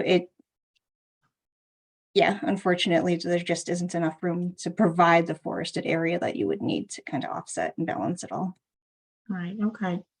And it sounds like you switched storm scepters simply because the ones you're proposing now treat better for TSS? Yes, that's correct. Okay. The ones we were previously proposing, I could only find studies that show that it meets 50%. So I found some studies on the one that we are going to now propose that have 80% or better. Okay. Great. Then my other question is more about mitigation for BVW 1. Everything that's being proposed is good. I'm assuming the plugs are herbaceous along with, because it's being proposed that that area is going to be mowed. Is that? Yes, herbaceous plugs and annual mowing outside of the flowering season to allow for pollinator habitat and for grass to be about 5 inches for when it's mowed. So maintain some height still. Okay, and the invasive removal, I just noticed that it said that that would last through the order of conditions. And so I guess I'm wondering about post that, well, I guess what's the time frame for that? What is sort of being promised for invasive removal in terms of timing? Yeah, I mean, right now, as the permit or condition is effective, that's what's being proposed right now. All right, so no long-term kind of thing. Okay, and then my only other question was that at some point, I think we had talked about, or maybe it was just the commission, putting something along either the wetland line or the 25-foot buffer as sort of a marker almost, you know, to show that that's the 25 foot to try to keep people away from the wetland. And I mean, I guess see what the rest of the commission thinks, but some ideas with that are even putting the bird boxes and the bat boxes that you're talking about, although bat boxes really need to be where bats like them. The bird boxes along that to just as a marker of sort of like, this is a wetland, you know, don't access it. That's just an idea of mine and was wondering if there was reasons why I guess you would think that's not such a great idea. That, yeah, I guess I'll just speak to that in a kind of personal sense. That wetland is in an extremely disturbed area, and I think that there's a lot of high potential that wetlands over time, especially that one, because of the history of disturbance, that boundary might change. So although a 25-foot markers can protect it, I think that there's potential for it to change in the future, and it is at full capacity you can walk on it, and I don't think the wetland would be harmed either. So as long as cars aren't driving on it, which they wouldn't be, I think that wetland would be adequately protected as is. All right, those are my comments for now. Scott, you have your hand up? Yeah, thanks, Beth. And thank you, April and Amy and others for your presentation. And I just want to start off by saying I really appreciate all the hard work that's gone into avoidance and trying to minimize the impact on resource areas. So thank you for your hard work on that. You beat me to the punch, Beth, on the questions around the stormwater retention ponds. I had the same ones, but the only follow-up question I had to that were just on the overall hydrology of those wetlands and with the grading, with the stormwater as planned. Can you speak to whether or not there are any changes to the overall hydrology of those wetland areas? Are they still getting, is the catchment area still the same? Are they still getting a similar water flow to them that they get now, or is that altered in some way, shape, or form? We did our best to maintain the existing flow patterns and to help ensure that the wetlands will still be, properly maintained with stormwater. If you do review the existing versus the proposed stormwater, there are some areas that would have gone to, a couple of the wetlands that got distributed to the basins that now discharge to a different wetland. But it doesn't change the amount of flow that goes to those other wetlands. So for example, the BVW number 2 down on the lower page, we'll say the lower page of the plans, if the road was at Leverett side, had a slightly larger watershed area going to it in the existing conditions to ensure that we were able to catch all the impervious area to make sure it got treated. It reduced that area a little bit, but the area that is going to it will still, help maintain and provide the proper flow yeah. So when you say a little bit, can you speak, is there any quantification of that in terms of how much is changing from current to proposed? I don't have numbers off the top of my head. If you're looking for like specific numbers or areas or anything, it's something that I can probably look at and provide after the meeting. If that's sufficient. Thank you. I think just recognize what I'm trying to get at, the wetlands themselves are a function of their watersheds and the water flow that created them. And so if they're minor changes or if they're more substantive, that's what I'm just trying to get a better handle on. Like, are we talking 1% change or 25% change or a 50% change? So let me bring up the stormwater report quickly, and I can speak to peak flow changes that go to each of the discharge points if that will help. We did provide tables in the stormwater report. That wetland is discharge point number 1. So we propose about a 25%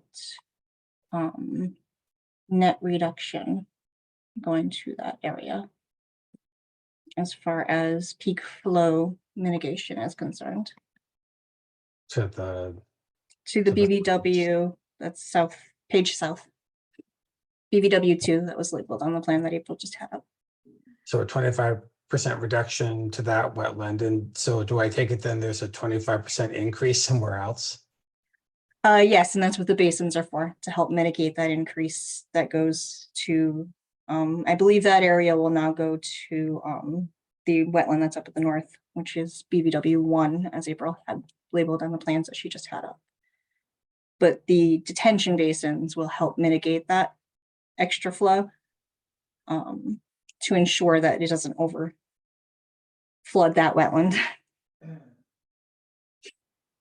But knowing that the groundwater there is so high, the retention basins probably, and especially given as wet as things seem and with climate change, with bigger storm events, could you, I mean, you could speak to it better than I, but it seems like that might be not as Yes. great. Yeah, and I will say the test pit information that we have does show higher groundwater further south, like towards that wetland. So that'll help with that wetland as well.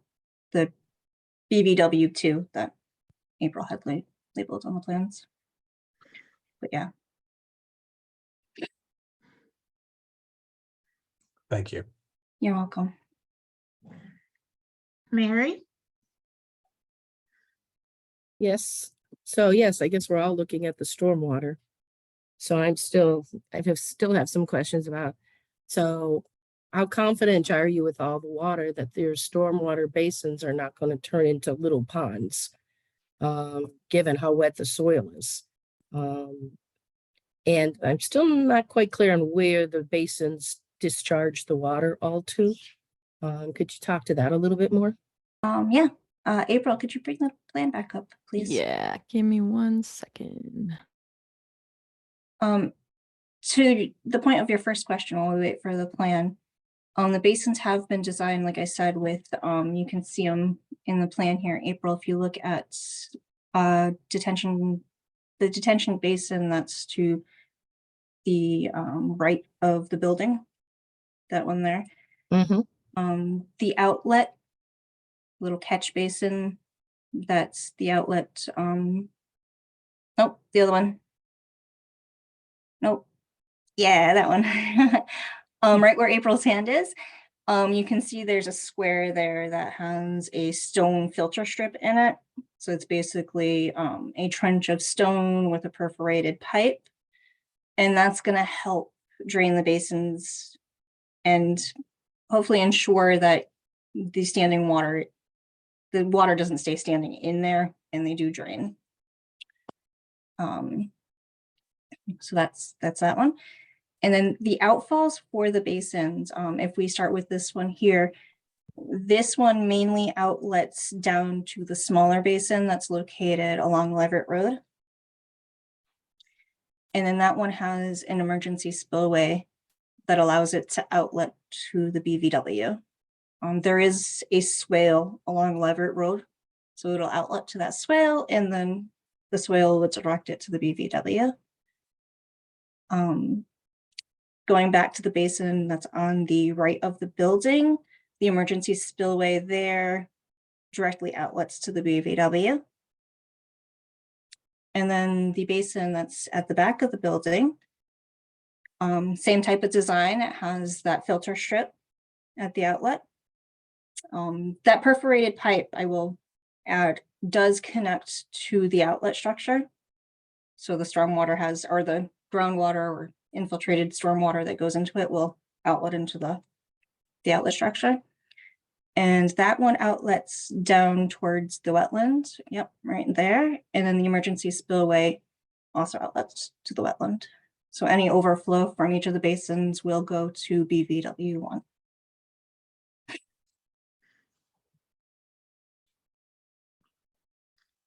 I just have a quick follow-up to that basin that's by Leverett Road. So it's got the emergency overflow to the west, and then did you say it does go into a swale too? The grading shows a swale, an existing swale. Yeah. It's not a proposed one. It shows an existing swale along Leverett Road that carries the water to the BBW. Okay, and are there catch basins right there along Leverett Road? I thought I saw there was gonna be some silt sacks put in some catch basins. I do believe there are some catch basins up in Leverett Road in that area. And that swale doesn't connect at all with the drainage system in the road. Not that I am aware of. I didn't fully investigate it. The grading, I didn't see any pipes associated with the swale, and the grades appear to discharge that swale to the BVW. Okay.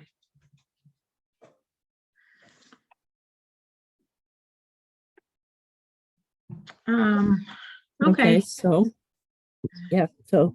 Mary, do you um, have any more questions? I have some more questions. So can you talk a little bit more about the wet meadow? And what the plans are there? It sounds like the intent is not to let it continue to grow, but to keep on mowing it. Yes, that is the intent, to install those native emergent shrubs, herbaceous shrubs, and mow it on an annual basis to keep it as a more herbaceous habitat. As many of you know, Shutesbury has a lot of forested areas, and that provides specific habitat benefits. So we thought that it would be nice to keep this area as a more herbaceous habitat area, and maintain it in that way. And the annual mowing is just to make sure that trees or other woody vegetation aren't growing.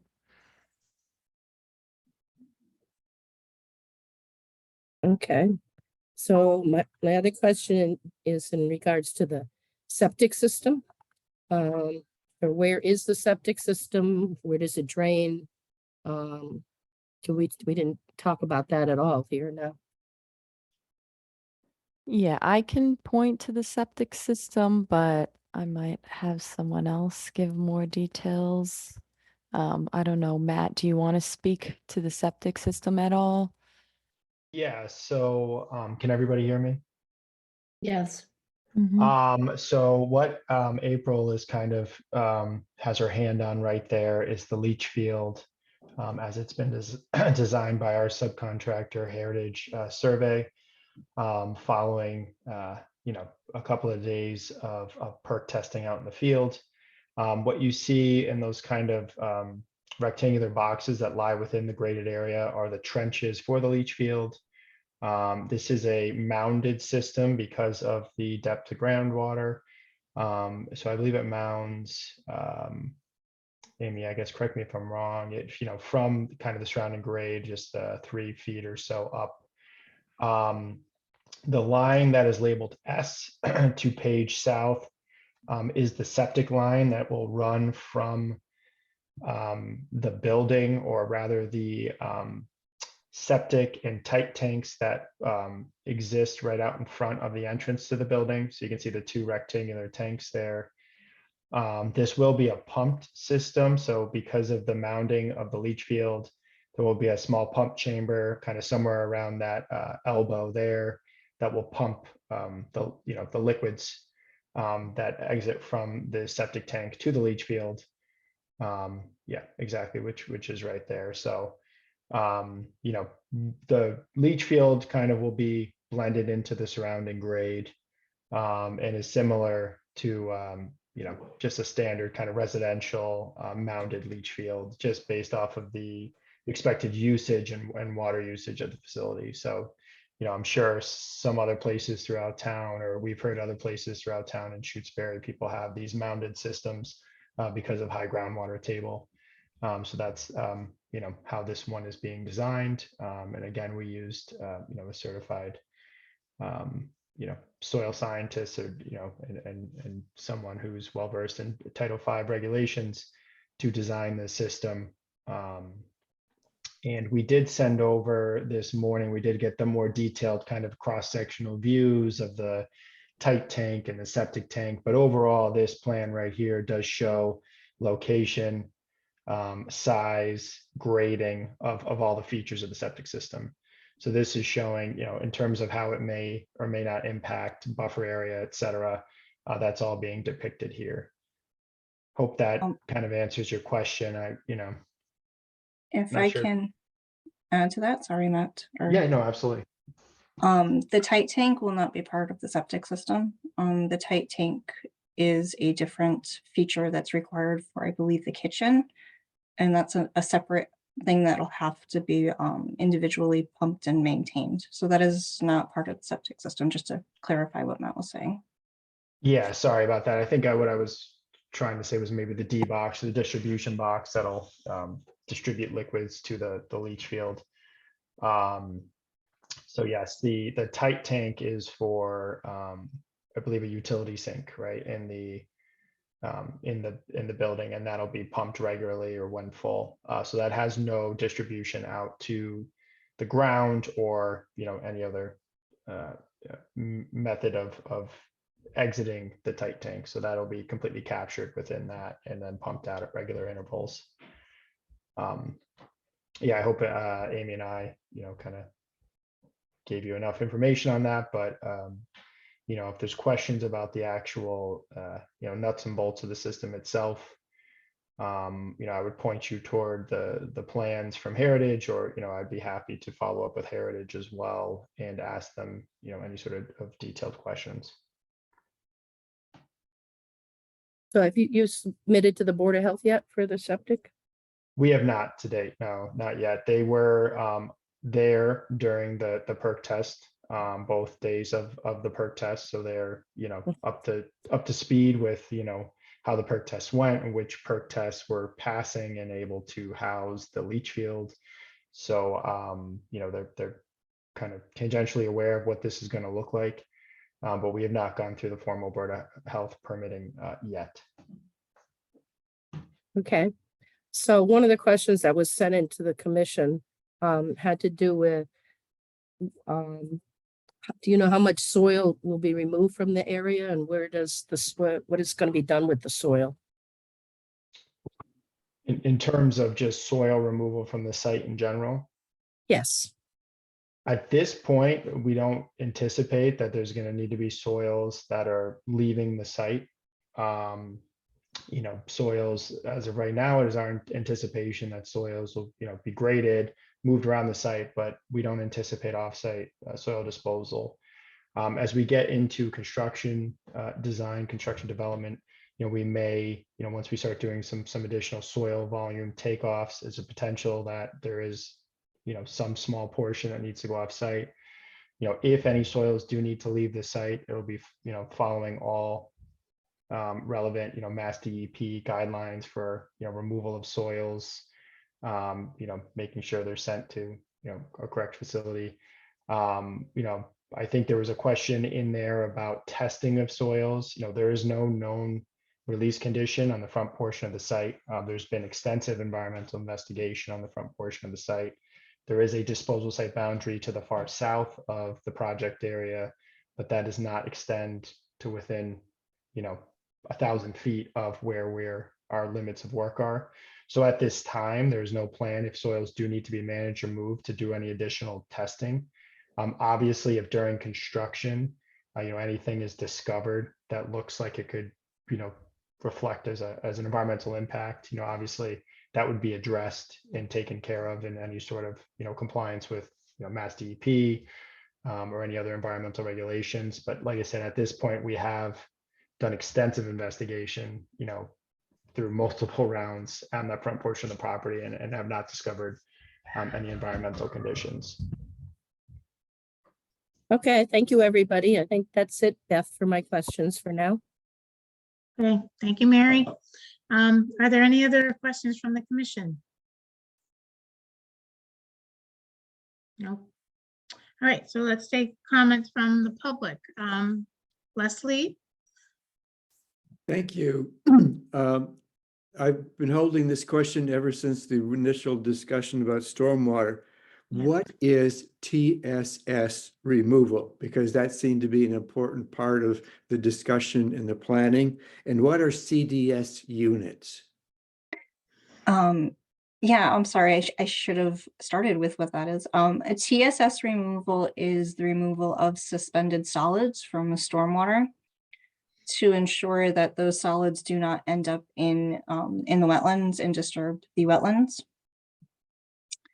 So TSS stands for total suspended solids. And then CDS units are basically kind of a manhole that has mechanisms inside the manhole that allows the water to swirl, kind of like a tornado or a whirlpool. And what that does is it allows all of the sediment within the water that the treatment structure collects, and it pushes it down to the bottom of the structure where it can settle in the storage compartments and then periodically be removed as it fills up.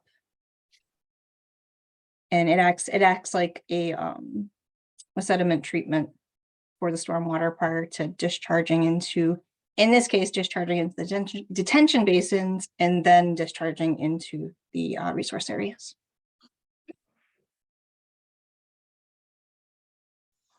Does that answer your questions, Leslie? Leslie? Sorry. So my understanding is that these CDS units are going to require pretty ongoing maintenance to remove the solids on the part of the town. Is that true? Yes, that is correct. We have been in touch with the Shutesbury DPW, and they are on board and aware of the system that we are proposing and are prepared to provide the proper treatment or proper maintenance. Do they know what that workload will be over time? Yes. Yep, we do. In our stormwater report, we do provide a stormwater maintenance document that outlines what they need to do. And honestly, a treatment structure is treated and maintained similar to a standard catch basin, which, as everybody knows, Town of Shutesbury already has standard catch basins within many of the roads.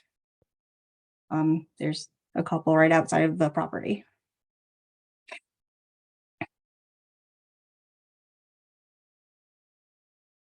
All right, does that answer your questions? Guess what? For now. All right, moving on. Tracy McNaughton. Hi, thank you, Beth, and thank you for the presentation, Fuss and O'Neill. It's been great. You explained things really well. I just have a question about the septic. So there's a tight tank for the kitchen. And I'm just kind of curious as to like why, I guess, well, I live over at Lake Wyola and a lot of people have tight tanks over here. And generally, if you have a tight tank, it's for everything, or in like at my house, I have a tight tank just for my toilet and I have a gray water leach field. So I was kind of curious as to why there's a tight tank for the kitchen, but like not for the toilet. Because it seems to me that there might be a concern about the leach field being able to handle the solids because of groundwater and so forth. So I don't know the full logistics behind it, so I'll answer this question to the best that I can. My understanding is the septic system with the type of discharge that the kitchen or the slop sink or whatever it is that's inside of the building that requires this tight tank, that type of discharge isn't allowed per DPW to actually go into the septic leaching field, which is why the tight tank is provided. And like I said, I don't fully know the logistics of what the tight tank is going to be taking on. My understanding from listening to the plumbing engineers, that was my understanding of it. And Matt, correct me if I'm wrong, or if you heard anything different, or even Dominic. I thought it was, yeah, I think it is for a utility sink, like in a maintenance room. So it is, Matt. Yeah, yeah. you're right. I'm just checking the plumbing drawing. Sorry, Amy. to delay on the response there. That is correct. So we have a mop sink in the utility room, which will the tight tank is designed to serve. So depending, you know, that there's just not allowed any products cleaning products that are washed down that drain are not allowed to enter the septic leaching field. Yeah, so like I said, the tight tank won't be introduced anywhere into the rest of the system. So it remains contained, it gets pumped out regularly. And so that way, the only thing that's going out to the septic system and therefore the leaching field is just your normal, you know, sort of, you know, bathroom sink, bathroom toilets sort of outflow. And I think you mentioned something, so just to clarify too, no solids make their way past the septic tank. So the only thing that flows out of the septic tank into the distribution box and into the leach field would be your liquids. You know, and like I said, based off of the mounding, we have all required you know, exceedances of I can't remember the exact amount of feet you need, but above groundwater for the base of the leach field. So everything is in compliance with the Title V regulations as we've designed it, or as Heritage and we've designed it. Okay, so with a pump up system, I mean, I know the solids wouldn't go directly into leach field. There's probably a second tank that'll take the solids and they'll settle out, and then that I guess you haven't gone to the health department yet, so I'm going to guess the health department is going to give you a plan that has to be maintained more regularly than just a gravity fed because of the way they're designed. So that's just another, I just think that's another expense that the town needs to be considering, is the fact that that will have to be maintained, just like, you know, the pumping out of the tight tank. There's also going to need to be a pumping out of that first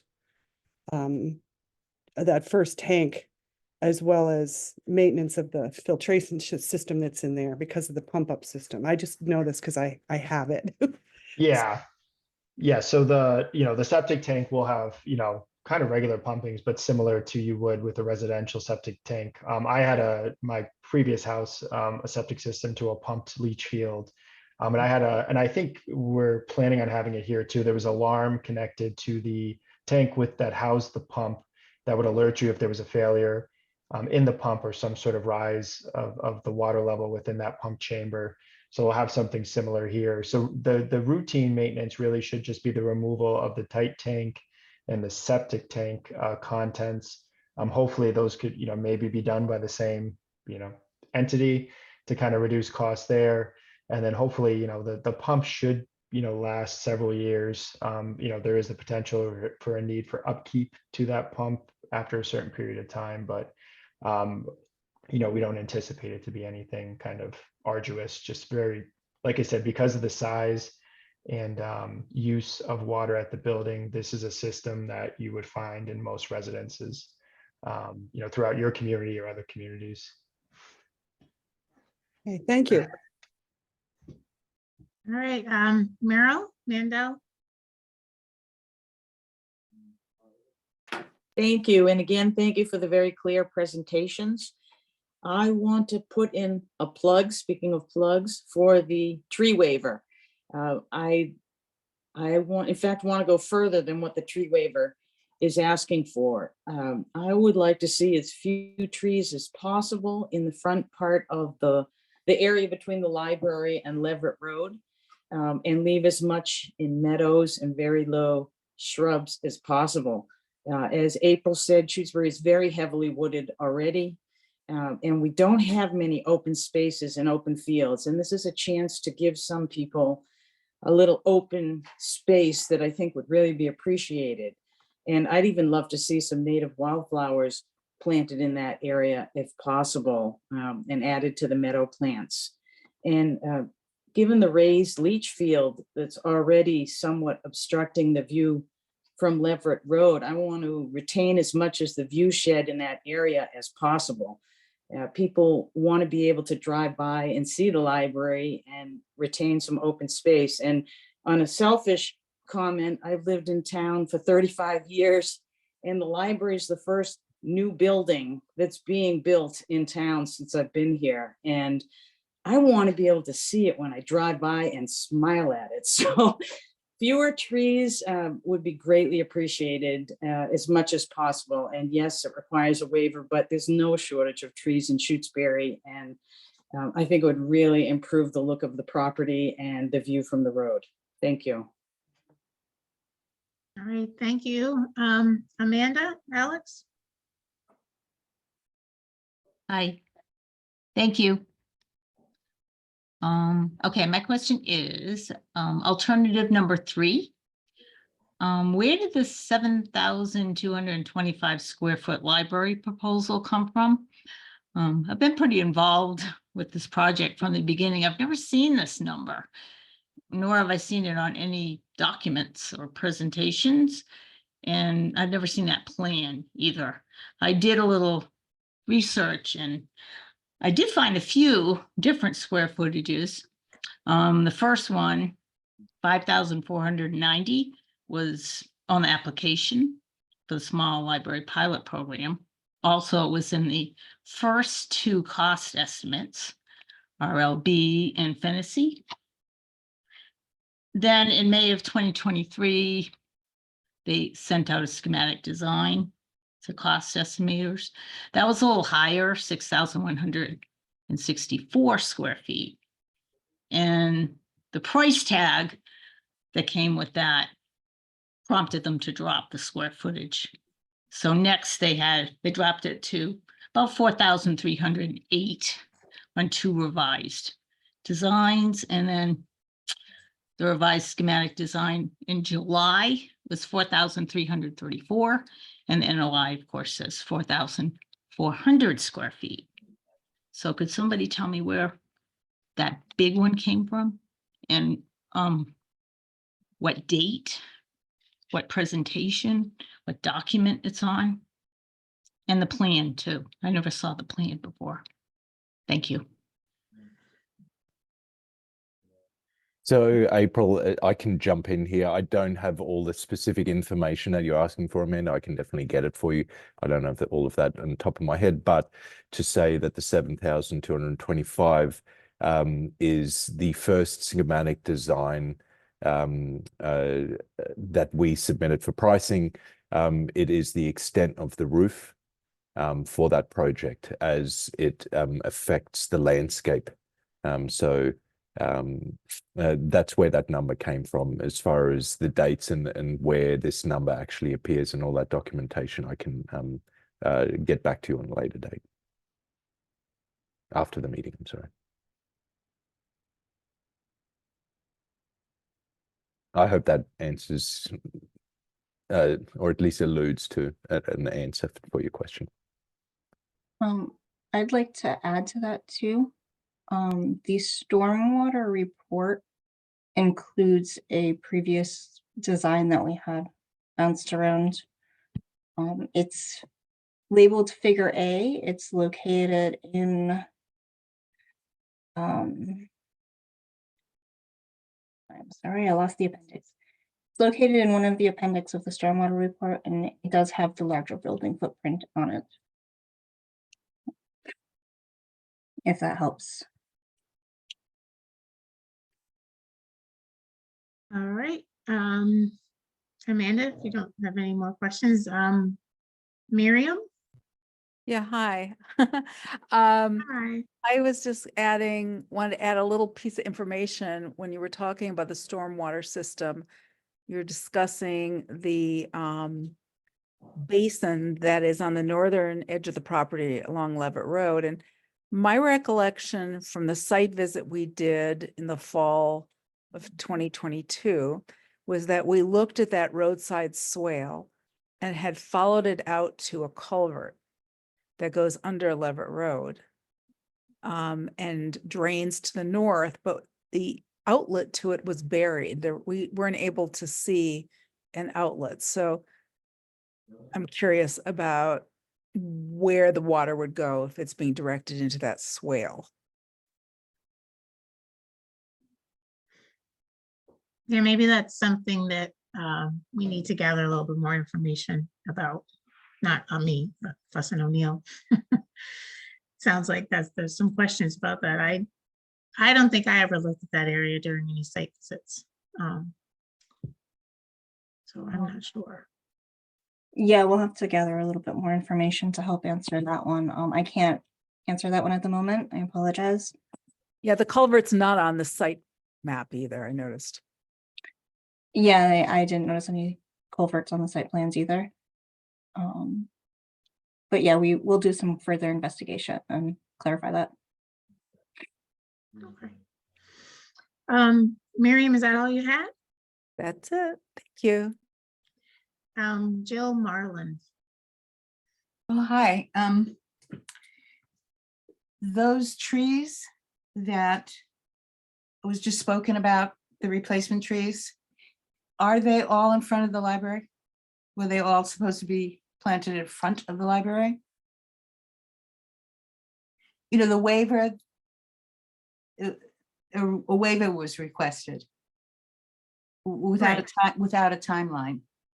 And so I wanted to know where those trees, Miss Mandel, I'm sorry, I forgot her first name, said it sounded like it was all in front of the library, therefore blocking the view. And I was wondering, is that correct? Was all those trees, were they 30 something plus trees? Was that supposed to be in front of the library or other parts of the? We'll take a look at the planting plan. I think April's bringing up the planting plan maybe.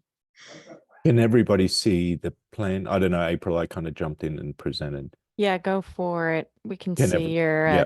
text messages, by the way. Oh, okay, then I'm sharing the wrong thing.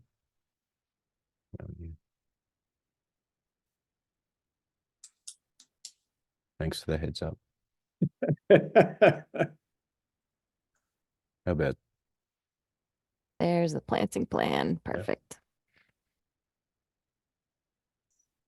So I just wanted to show this to answer the question. The circles that are described here within the limit of work line are the various native species of trees. Generally, the larger circles here, there is 65 trees proposed per this plan. This is an edit to the planting plan, so I don't have all the tags and the exact species that they all are, but it gives you an indication that the trees are distributed across the site. Thank you. So my suggestion is that since a waiver was asked, I don't know what the details of the waiver is, but if it's environmentally significant, I would ensure that there's some timeline given at somewhere in the, after the building's finished, I guess would be best. I don't know, but that a timeline should be established if you want those trees, if they're environmentally significant or, you know, for beauty reasons as well. So they're not all in front of the library. That's what I heard Dominic say. Yeah.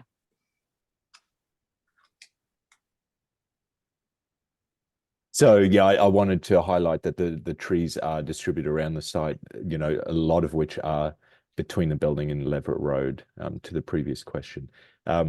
There's significance to, you know, they are a mitigation strategy that we're proposing, and we're looking for a variance to the 180-day requirement to have them installed from the date of approval. The date of when, sorry? Approval, the Conservation Commission approval. I don't know, April, if you want to add to that. Yeah, let me just, yeah, the standard is replacement plantings must be installed within 180 days of when the existing tree or shrub is removed. So we are seeking a waiver from that requirement. 180 days is less than a year. Usually tree removal is the first part of a project, part of the site preparation. So requesting that waiver is just to allow a little bit more flexibility of when the plants can be installed to make sure it's the right season.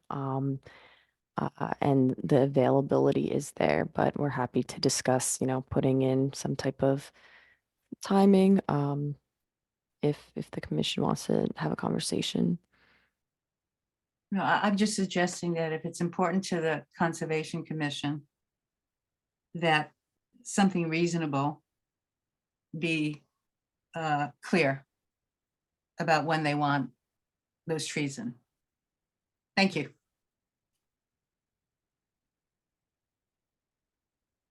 Okay, Susie Mosher. Thank you very much for this presentation, and it's very exciting to see an idea that's been so long in the coming on paper and well worked out.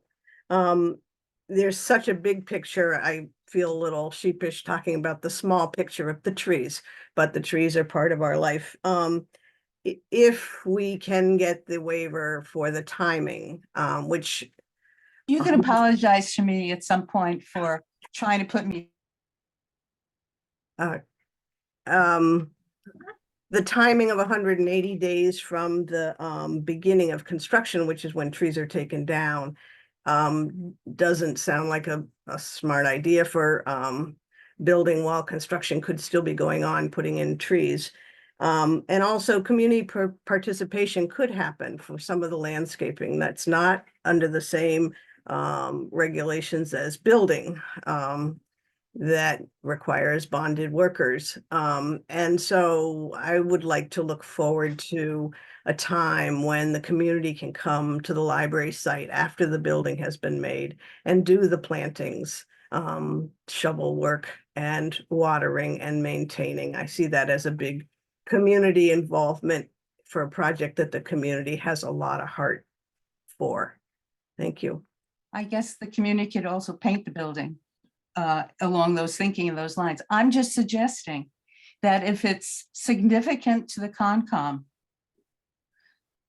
environmentally, that they don't just keep an open, just something completely open regarding when those trees need to be planted.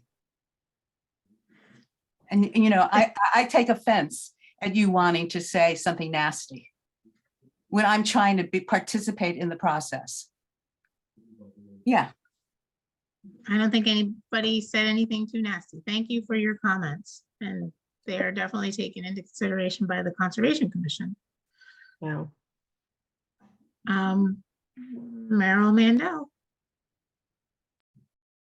Very briefly, Jill, I appreciate you pointing out that question about the locations of the trees between the library and the road, because that's where I'm most interested. The other larger trees on the property are fine with me, but I'd be most interested in limiting the number of larger trees between the library and Leverett Road. So that wouldn't be the full 65 by any stretch, but it would be a number of the larger trees that are shown on the site plan. So just want to clarify that. Thank you. Thank you. Leslie. Thank you. A final question, I hope, we're getting late, is I'm wondering what the numbers are regarding the impacts to the 100-foot buffer. I heard a number earlier that I didn't quite understand, but if there's a breakdown to the impacts to the 100-foot buffer, as well as impacts to the 50-foot buffer, as well as impacts to the 25-foot buffer, I would really like to know that information. Thanks. Thank you. We have included that information in the notice of intent application, section 6.1. So within 0 to 25, there are 691 square feet of impacts, and that's primarily minor grading and installation of erosion controls. Between 25 and 50-foot buffer, it's 14,779 square feet. Between 50 and 100, it's 38,198 square feet.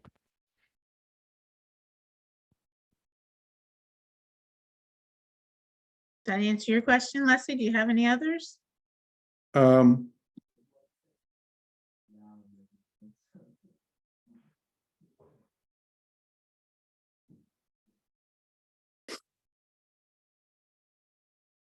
We might have a bad connection. I can't hear you. Okay. Moving on, Amanda Alex.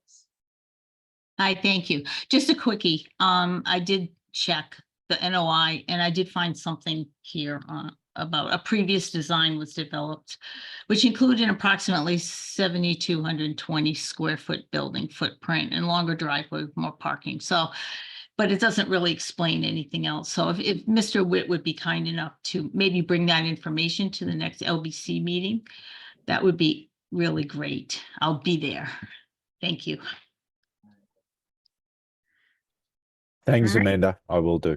Okay, thanks. All right, it looks like we don't have any more public comments. I think at this point, a little discussion with the commission. It looks like there's a few things we want more information on. One thing I guess I'm interested to see what other commissioners think is the idea of the trees. Comments have been brought up about too many large trees in the front of the property by the road.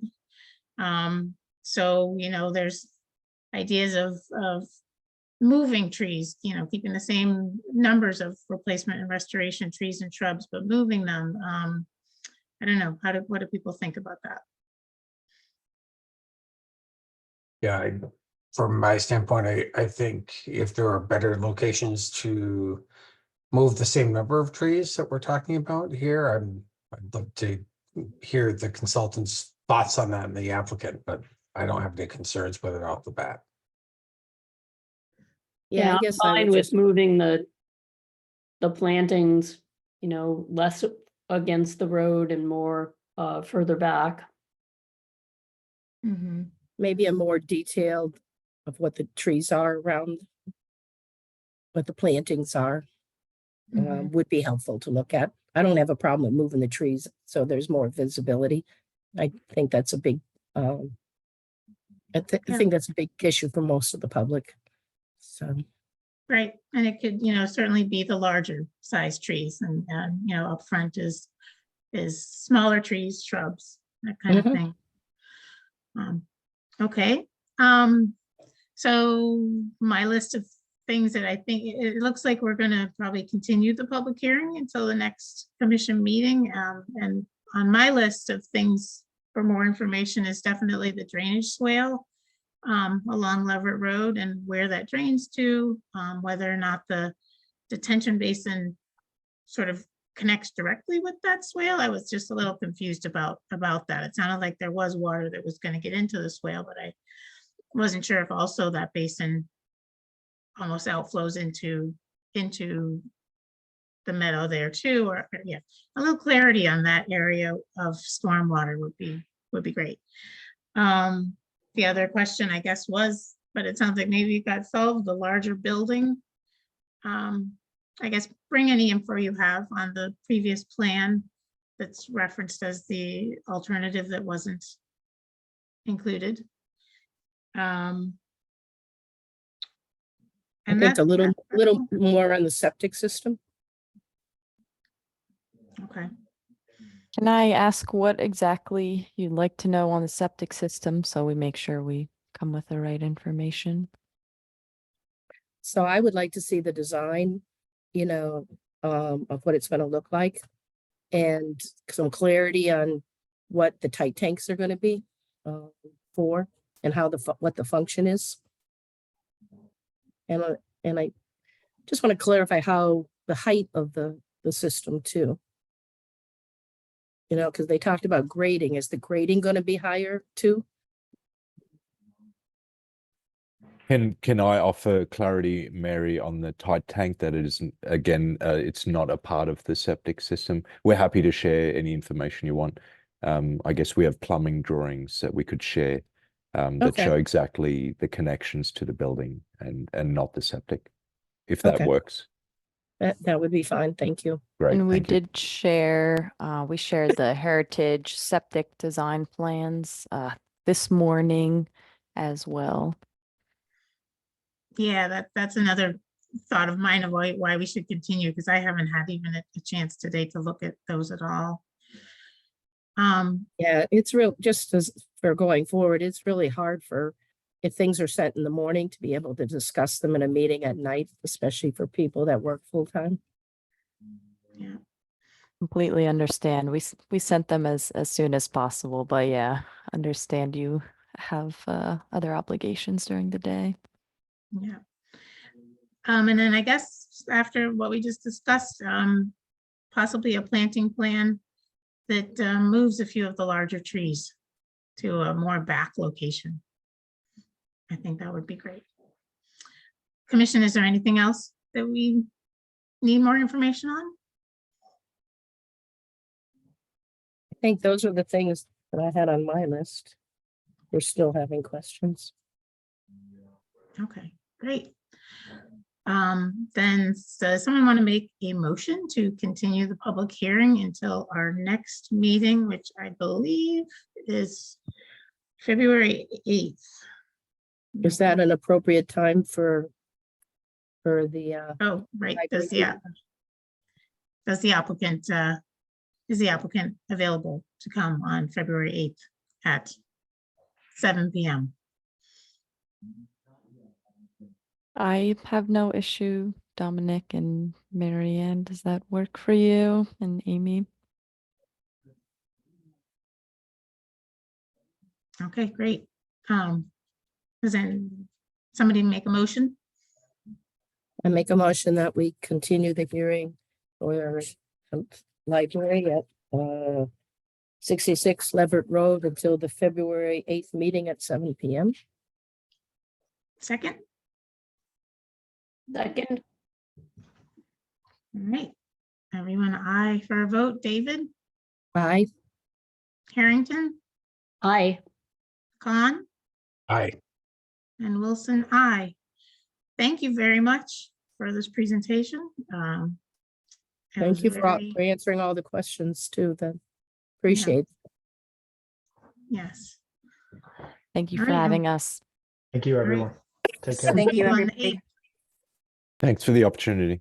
Bye, everybody. Thank you.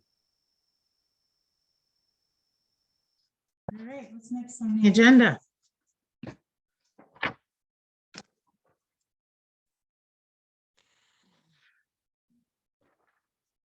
Why don't we go through the minutes? Did everybody have a chance to review the draft minutes for September 14th, September 18th, and December 14th? I don't think I looked at the 14th, but I did the other two, so. Motion to approve the September 14th meeting minutes? Second. What am I supposed to say? All aye? Is that what I'm supposed to say, or everybody? Say aye Everything if but you aye. approve. Aye. Approved, Okay. approved. Khan, Aye. Harrington, Aye. and Wilson, aye. So that was for the 14th and the 14th. 18th, and yeah, we'll move the December one to the next meeting. Yeah. I know, Miriam put this, oh, Carrie? Hi, Yep. sorry. Uh-huh. So I did send minutes for, I believe, September 27th and the December 21st to Miriam, but I'm unsure if she sent those to you as well. So I will go ahead and send those to everyone just in case. I just will say I do appreciate everyone's patience with me while I'm catching up with minutes. I've had a lot of stuff going on behind the scenes that have unfortunately prevented me from completing these in a more timely fashion. So, but I have a lot more open time recently, so I'm going to be dedicating a lot of time to catching up. So the That other sounds thing, great.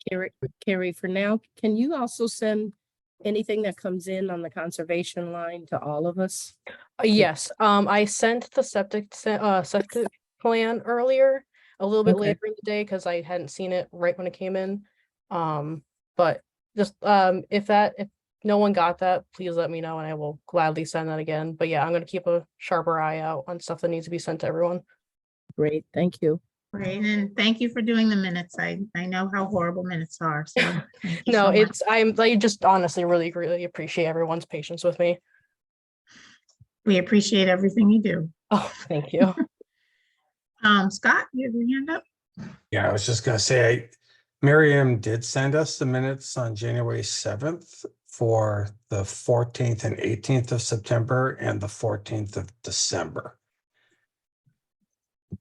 Okay, yeah, I think people hadn't quite gotten to the 14th of December ones yet, so we'll just move those to the Okay. next meeting. And maybe add the ones that Carrie, whatever Carrie gets done between now and then, would be great. Miriam? Yeah, hi. I was gonna say that right now, all of the Concom emails are getting automatically forwarded to me, so that should get stopped. I'm not gonna be able to stop it. I don't have access to the Concom inbox any longer. And I would just say, if you guys want them forwarded to you as I was having them, Carrie can set that up for you. Yeah, that's another thing that I'm working on. I've tried to scour through Gmail's settings to figure out how that was set. Unfortunately, I haven't been able to find it. So I reached out to the web committee to provide me some guidance or help on how to do that, because that was my next thing, was setting up auto forwarding to everyone, just to make it a little bit easier. Okay, who else could help with that? That's what Yeah, I've been this is told Nate- so far by Grace. Oh, This is sorry. Nathan Murphy here, either myself or Michael Day Chiara can get together with Carrie and help set those up for you if you want. Oh, that'd be awesome. Thank you so much. So we do the same thing with the planning board email. Sounds great. Grace? Yeah, I just wanted to say, as a member of the web committee, I'm sure either Gail or Fred will respond to you, Carrie, in either tomorrow or sometime in the very, very near future. Yeah, Fred is the one who is able to resolve that issue. I know Fred. He's right over there. I had sent that email out kind of late, so I wasn't expecting a response until a little bit later tomorrow or Monday, or actually Tuesday, because Monday's a holiday. But yeah, Monday is a holiday. I keep forgetting that because it's the day before town meeting, so I will be working. But it is a holiday. Good reminder. That all sounds great. Thank you, Carrie, for figuring that all out. That's great. Of course. What else is on here? Emergency cert for Lakeview Road culvert. I thought we approved that And- already. Did Yep. we approve that already? Well, there's Mary. Miriam's got her hand up. Miriam, maybe you could help shed some light on this. So, no, we didn't, I never got around to issuing an emergency cert. This is where the highway department had to do some emergency repair work on the culvert for Fisk Brook on Lakeview Road. And my understanding is that they think the other side of the road, or maybe the whole thing, needs have the sidewalls, the head walls repaired in a more thorough way. Because I think what happened was they did a repair earlier this last year, and then it didn't keep and it caved in more. So I haven't gone down. I haven't had a vehicle. Yeah, they're going to need to address the issue with a permanent fix. All right, so no emergency cert has been issued, and it sounds like we need to check in with DPW as to what they're doing and planning to do. Miriam, I'll probably be giving you a call tomorrow just to get a little catch up on a few things like that. And then site visits, 57 to 59 Shore Drive is listed, and then the Lakeview culvert repair that we were just talking about. Again, at this point, That was where we needed to I'm gonna do give a you a call. well, that was just where we needed to do a pre-construction site visit, and I can't remember why we couldn't do it, but it may have been that I didn't have a vehicle. Yeah, that was the day of your accident that you were setting it up, and right. but they send pictures though, right? They sent pictures in lieu of it, and I emailed them and said it was they had met the conditions. And Okay. the work is all done, by the way. The house and everything is gone. It's all flat. Okay. Good to know. And I think that's it. Does anybody have anything else to say? Glad to see Mr. Thompson. All right, motion to adjourn. Second. Okay, David, Aye. Harrington, Aye. Khan. Aye. Okay, thanks. Wilson. Aye. Be in All touch right, this thanks, week at the everybody. town meeting. Thank you. Good night. Night. Thanks.